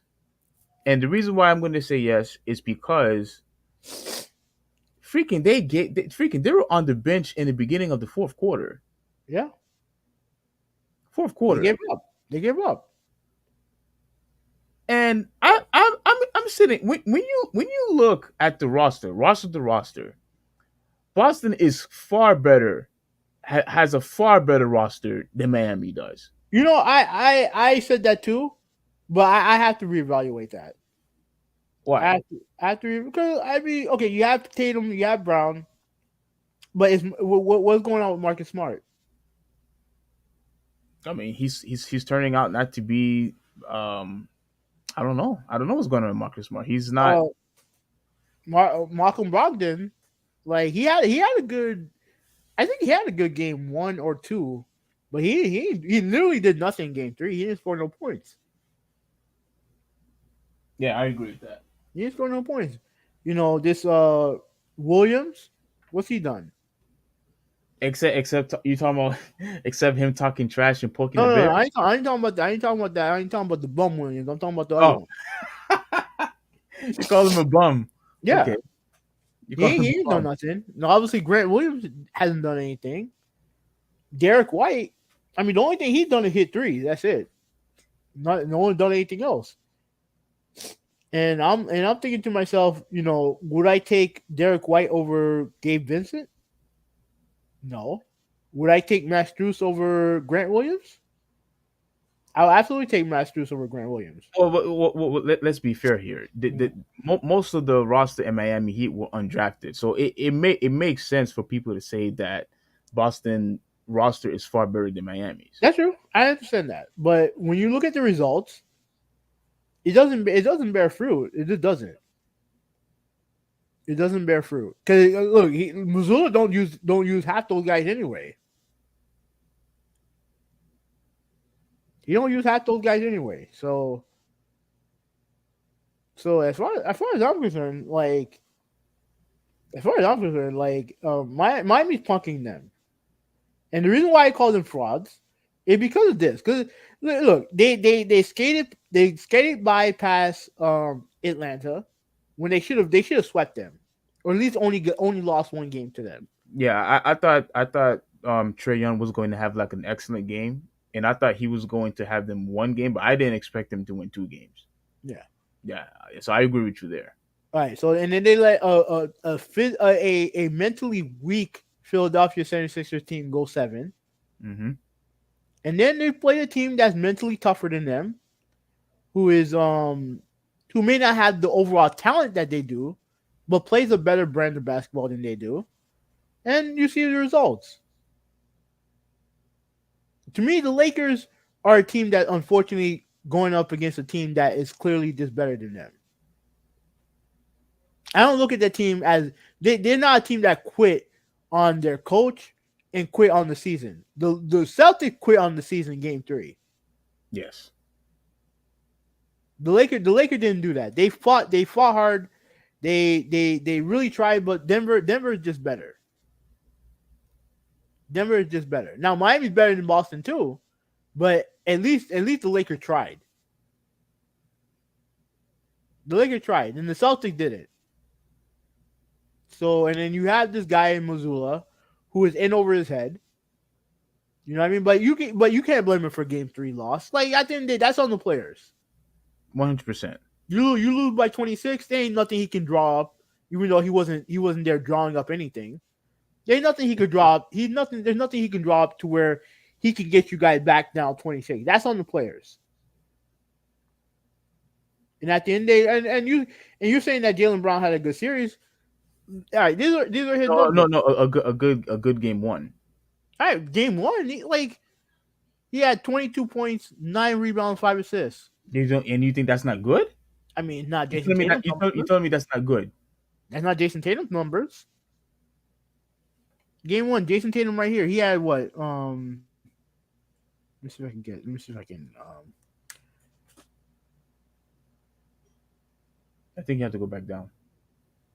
Yeah, he had game 1. He had 30. Mm-hmm. 30 points. 1 assist. You don't pass the ball. You know what I mean? But rebounds. You would have been better off maybe going to the assist part. Yeah, that's fine. But he had 30 points and he had 34 game 2. Mm-hmm. The problem with Tatum is that he's not scoring in the fourth quarter. That's the problem. And that is your first NBA first team. That's the guy that should be there because the same guy that cannot score in the fourth quarter. You don't find that to be a problem? Yeah, it absolutely is a problem. I don't care. That's an offensive thing. That's an offensive coaching thing. No, I think it's on him. Yeah, it could be. It could be. But that's an offensive coaching thing right there. No, that's on him. He needs to, if he's going to be labeled, the best player in Boston, which obviously everybody think that's what he is. I still personally think, as far as skill wise, that Jaylen Brown is better. Nah, I'm telling you right now, that dude, he's not better. I'm telling you right now, he's not better. I think as far as the speed, the dribble handling, able, to how he's able to get to the basket, I think Jaylen Brown is better. I think Tatum, obviously, with his height, he has the talent, but I think skill wise, Jaylen Brown is better. I don't know, man. I don't know what you guys see in Jaylen Brown. I really don't. Like he's a very good player, but he's not as good as you guys make him out to be. He's just not. You agreed with me that last year he was the best player, and throughout the in the playoffs, he's either at the same level or have been better in recent playoffs. I agree, but not right now. Yeah, not in this series. I don't know what's going on with him, in this series. I think he got one foot out the door, in my opinion. He got 1 foot out the door. I also think the problem is, with that team. I don't. I mean, this is a pretty much another whole new topic, but I do believe that the firing of Udoka is showing. Like, it's pretty much. I think that's the sole reason of what's going on now, in my opinion. I think it definitely has something to do with it, but even still, they were off to a fast start this year. They were the number one seed for a good portion of the year, and then after a while, they just kind of fell off. All right, so before we leave and you start reading the comments, the question I Mhm. have for you is: Yeah, Is Miami Heat going to sweep the Celtics? I hope they do. No, no, no, no, no, no, no, no, no, no. Do you think they're going to sweep them? Yeah, yes, So okay, okay. yes. I don't know what the score is in the L.A. Denver game. Apparently, I think McKinley said that they outscored the Lakers 20-8. Yeah, Uh, they're catching up now. They're catching up to LA. yeah, but yeah, I'll say they do. I say they do. Okay, so we're not gonna have. So you don't think it's gonna be in five? You think it's gonna end right here? Okay. Yeah, I think it ends right here. If they do, let's say for example, if they do lose Game 4, it would be very fun to watch them lose in Boston.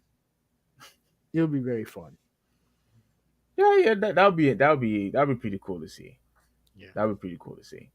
But yeah, and also I also have to give you. You might find this to be a surprise, but I'm giving LeBron James an applause because completely forgot that how many times that dude had twisted his ankle Yeah. and he still decided to stay on the floor and try to lead his team to a victory. I mean, he had. I mean, I just got the notification on ESPN. He had 31 points at halftime.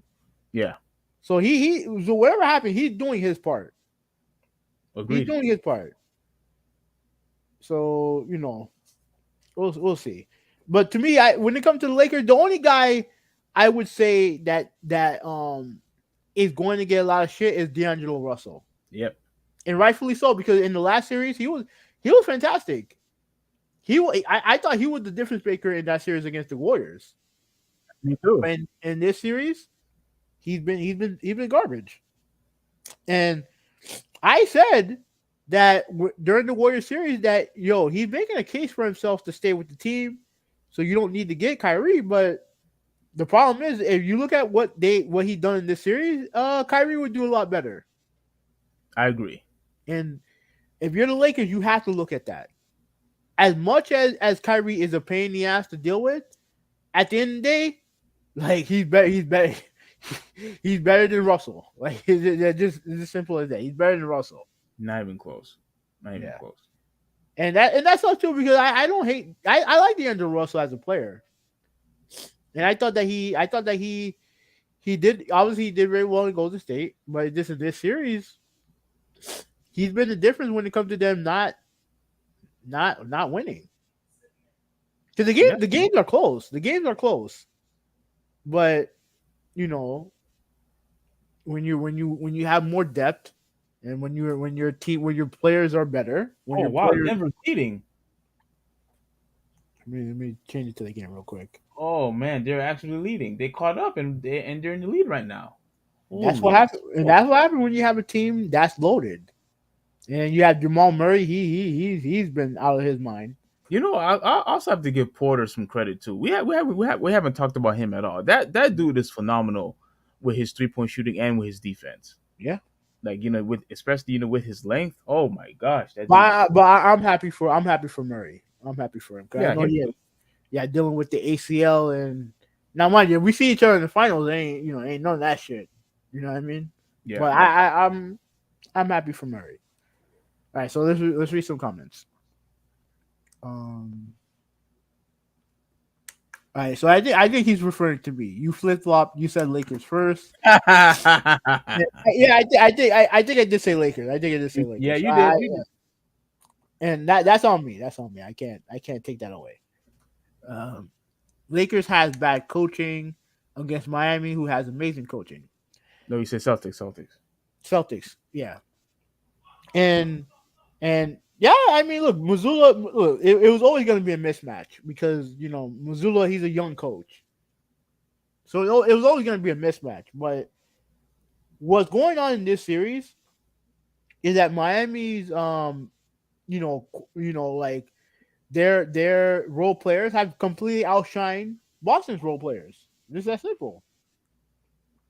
And that also shows just how great and fantastic Eric Spoelstra is, and how great Pat Riley is of just able to draft talent into that team. Because again, nobody expected this, and look, I like did. I had said this, and I can't remember if I said this in the last podcast or the one before it. All these people that are still talking all this trash to Miami about, oh well, Giannis was hurt, Giannis was hurt, and I'm trying to tell people, listen, if you wanna use that as an excuse why the Bucks lost, that's fine, but keep in mind, Miami was without Victor Oladipo, how you say his last name, Oladipo, Oladipo. Oladipo, Mhm. and with no Tyler Hero. So like I don't want to hear this notion about, oh, we didn't have Giannis for 3 games. Like I still agree that not having Giannis probably maybe altered the series. But at the end of the day, though, Miami wasn't healthy either. At the end of the day, Miami wasn't healthy either, Yeah. and they continued to prove that they are able to play together, communicate, to one another, and play outstanding team defense. You could tell that team was just well coached. And Eric Spoelstra, I cannot believe that dude hasn't won Coach of the Year yet. Yeah. I still can't believe it. But kudos to him. He knows exactly what he's doing. Kudos to Jimmy Butler. That guy is now called Jimmy Buckets, and I think that's a cool nickname for him. Excellent name. He is mind fucking that Boston team. Like you see the timeout that he did the Al Horford. Yeah, when dude, I didn't know that Al Horford did that first. Yeah, he did. I didn't know that. And Game for one, him, in game one of all time, did a game one. oh my goodness, that was. And when I was watching it, Horford wasn't happy. He wasn't No, happy. He was talking trash when Butler did that. I love it. I loved it. I love it Dude, too because like I said before, you if you're gonna talk trash, you better back it up when it gets turn you, around on you. you better back it up, man. And You his better. wife was saying, "Oh, we're gonna win two in Miami." What? Yeah, that's what his wife said Okay. on Twitter. So, hey man, you talk that shit, but you can't back it up. You're gonna hear it, and that that Miami letting them have it right now. Absolutely. I'm happy. I'm so happy about that. The rumor said that Tatum isn't top 10. Tatum was never better than Butler. You see, and you see, Ruben, this is what I was trying to tell Hoovy from the get go. But Hoovy was actually downing his own player, No, Jimmy Butler. I didn't tell nobody. I didn't tell anybody. I said the reality of the situation was that you're not going to look at Jimmy Butler as a top 10 player. That was the point that I was making. And do you still stand by that now? I mean, yeah. What? Yeah, because the statement wasn't, oh, I believe he's not a top 10 player. I'm saying that you guys don't believe it. You guys don't believe it because you put a lot of emphasis, and rightfully so, on the regular season because you get regular season awards. You don't get judged by what you do in the playoffs. You do to an extent, but not during the regular season. You wait to the playoffs to make your noise. But when it comes to like regular season awards and stuff like that, like all NBA and MVP and all the other stuff, all that stuff is regular season stuff. And Jimmy Butler, normally his name's not on those because at the end of the day he doesn't put in the effort that he does in the postseason that he does in the regular season. He just doesn't. And I don't have a problem with it. As long as you win more games than you lose, I'm good with it. I don't care. Okay, yeah. I mean, I still wouldn't take that risk because you're gonna go to a lower seating. I still stand by my original position that if he played harder on the regular season, that they would have had a higher seed. But if you could bypass that and still make it to the finals, then okay, then they go. My means, go ahead, do your thing. Yeah. Seeing Grant Williams mess with Jimmy Butler you better leave that dog alone. That dog bites. That's from X. What's going on there? What's going on, Fred? What's up, bro? Fred and Hoovy, please tell me you saw that moment when they were in each other's faces. Did you see that? Yeah, absolutely. Okay, all right. Dude, I need to say this, dude. Mhm. Look, if you are going to go straight to the guy's face, but yet you don't even match his energy, and you're not even scoring, and you're just watching him score on you, you pretty much now you didn't embarrass yourself. You embarrassed the whole entire team. Here's the thing. The last, yeah, he did because Jalen Brown was asked about. Oh yes. Go ahead.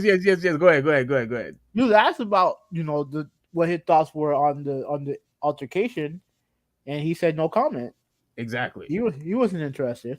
You embarrassed everybody, not just yourself. You embarrassed everybody for you to actually go in the dude's face like that, and you didn't produce anything. I think you scored maybe like one basket, one or two baskets. Yeah. But Jimmy Butler freaking annihilated him. And then I love when he said that you were too short. When he put his hand down, Yeah. he was saying you were too short.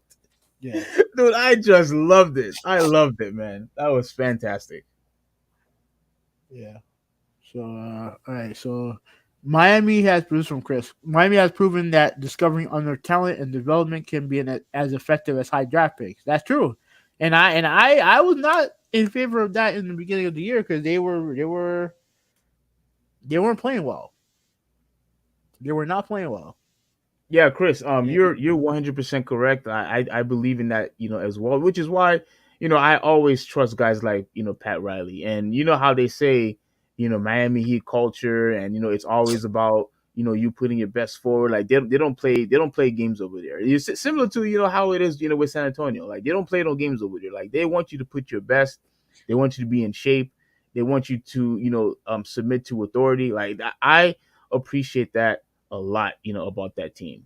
And look, like if they could do that with undrafted players, like holy moly, imagine if they had elite players in that squad. Oh my goodness, dude, that would be a freaking deadly team. Oh, and by the way, Chris, if you don't mind, I would love to if you could give me like a haircut this week. I would really appreciate that, bro. if you're still there, man, if you're still there, because I really want to start supporting you as much as possible. Okay. Ruben said, "I like the headline. Steve uses news to talk trash about WNBA." Hey, I'm just giving facts, Ruben. Just give me facts. And then critical drop. He said this, but the score I just saw this. They got outscored in that period, 36-16. That's why Denver's leading right now. Yeah, and look, I appreciate critical drop saying that, because when I saw that earlier, I turned my head over. I'm like, what the heck? They're freaking leading. Yeah, They're leading. And dude, if they get swept, do you think that hurts LeBron's legacy? no. Not even a little? I don't think so. I think the only thing that it really shows is that the age is starting to catch up to him. Dude, you know what? There's a quick video I want to show, but go to the last comment, and then Okay. and then we'll go. All right, so Ruben got work. Gotta Imagine work. you saying Giannis was hurt when both teams got as far as they are currently last year. That's true. Imagine saying Jonas was hurt when both teams got as far. Oh, okay, as did they currently last year. Yeah. Yeah. So, like, there was this video that I decided to save it, not to make fun of LeBron James, not to make fun of him, but I was just like, something. This is the reason why I appreciate him. That at least in this series, I don't appreciate that he still flops, but at the end of the day, though, That flop that he did on Joker a couple of games ago. That's as bad as I've ever seen. yes. Sorry, so somebody edit this. I don't know if you've seen this yet, Hoovy. Mm-hmm. And they played the sad music. So hopefully, we don't get in trouble for it. But here we go.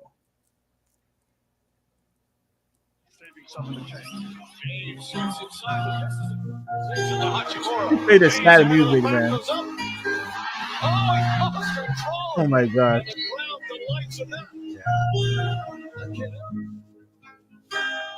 Yeah, this is as bad as I've ever seen. mean, I've seen him do some bad flops. I've seen him do some bad flops. And and you was talking about freaking Embiid. I told you LeBron was just as bad.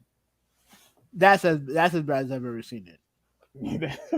I told you it was as bad. But yeah, but before I continue playing this video, when I saw this clip, because I remember watching all the games where he missed the dunk and he starts losing the ball. It's just like what you said. The age is just catching up to him, and Yeah. he just doesn't have But the e- same but e- but accuracy and athleticism anymore. But even still, like the fact that you're still getting LeBron James being productive this late in his career, that's a blessing in disguise. That's a blessing. I agree. And I mean, look, I don't think they have to do too much. Like obviously, the priority is to keep AD healthy. Mm-hmm. Figure out what you're gonna do at point guard because I think that you're gonna have to move on. I don't know. I don't know what Russell's contract status is, but a championship organization like the Lakers, they're gonna want to improve in that area, and if they can get a Kyrie, they're going to try to get him. Yeah, agreed. So, but with that said, I mean, it is what it is, man. Like like I said, I don't. If I'm a Lakers fan, I'm not upset at Darvin Ham. I thought for everything he's done a very good job with the team. The only player that you can look at and be like, bro, you faltered at the end was D'Angelo Russell. Yeah, Because if he's decent, they have a chance at two of those games. Every game. Every game, if he's decent, they have a chance. yeah, 100%. You know what I'm saying? So yeah. And I and mean, and, and and I know there's other guys, like Walker and what's that dude name with the weird last name? Hachimura. Machi. Yeah, I can't say it. I think those guys, are decent players, but I don't think they could, carry, the team. No, no, Like no, no, no. They're role players. Those guys. exactly. You can. That's what that you can deal with those guys as role Yeah, players, but the problem is D'Angelo Russell has been effectively been played out of the series. absolutely. 'Cause when he can't hit three, he's not going to defend. So he's effectively been eradicated from the series. Mm, So if they can afford to get Kyrie, then that's what I think they're going to get. yeah. Yeah, but All right. So on that note, yeah. finish this. All right. So on that note, can we end the podcast? Yeah. I'm playing the. Can you see it? Yeah. Actually, yeah. Actually, no. Oh, okay.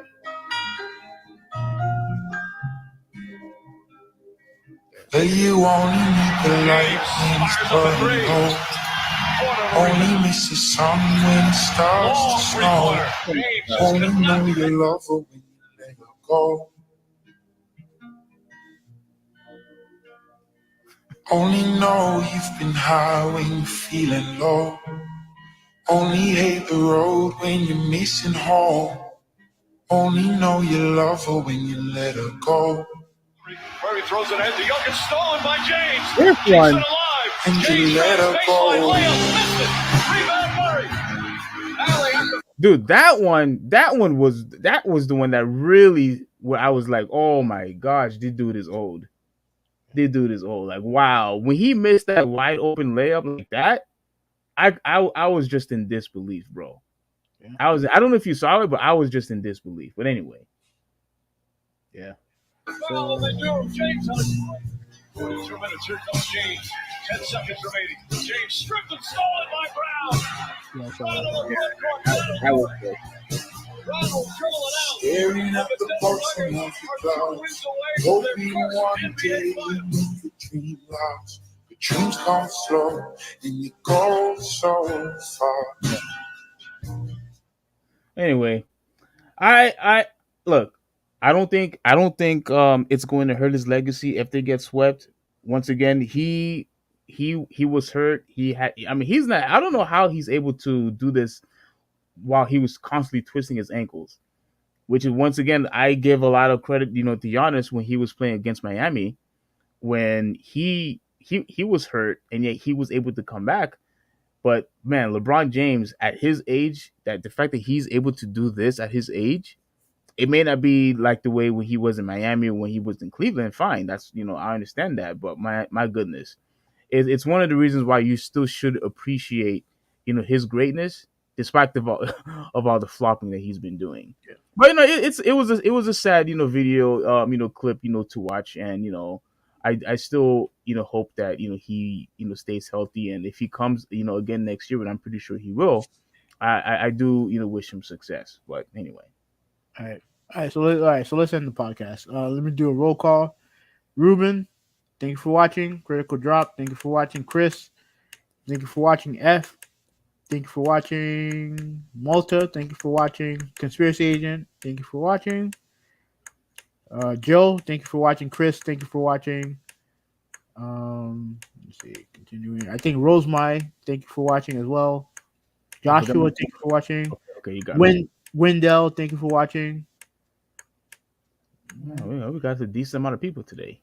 Yeah. Nolan, thank you for watching. All right, so yeah, that's it. Oh, you forgot Ryan. Ryan, thank you for watching, Ryan. Yeah. Every time you do roll call, you're always visiting that one or two people. Yeah. I've noticed, but yeah, like all right, so we gotta go. This is like 3 hours and 32 minutes. We gotta go. If you guys don't mind, please, if you could just share, our podcast, whether if it's on Twitter or IG, Facebook, TikTok, whatever it is that you guys have, that'll be greatly appreciated, and we'll continue to make more videos for you guys of me and Hoopy going at it. So once again, Chris, if you are available this week, I would love to come for you, get a nice haircut for your boy, if you don't mind. But yeah, this is the Traditionalist 101 signing out. Have a good one. Hoopy 186, we out of here.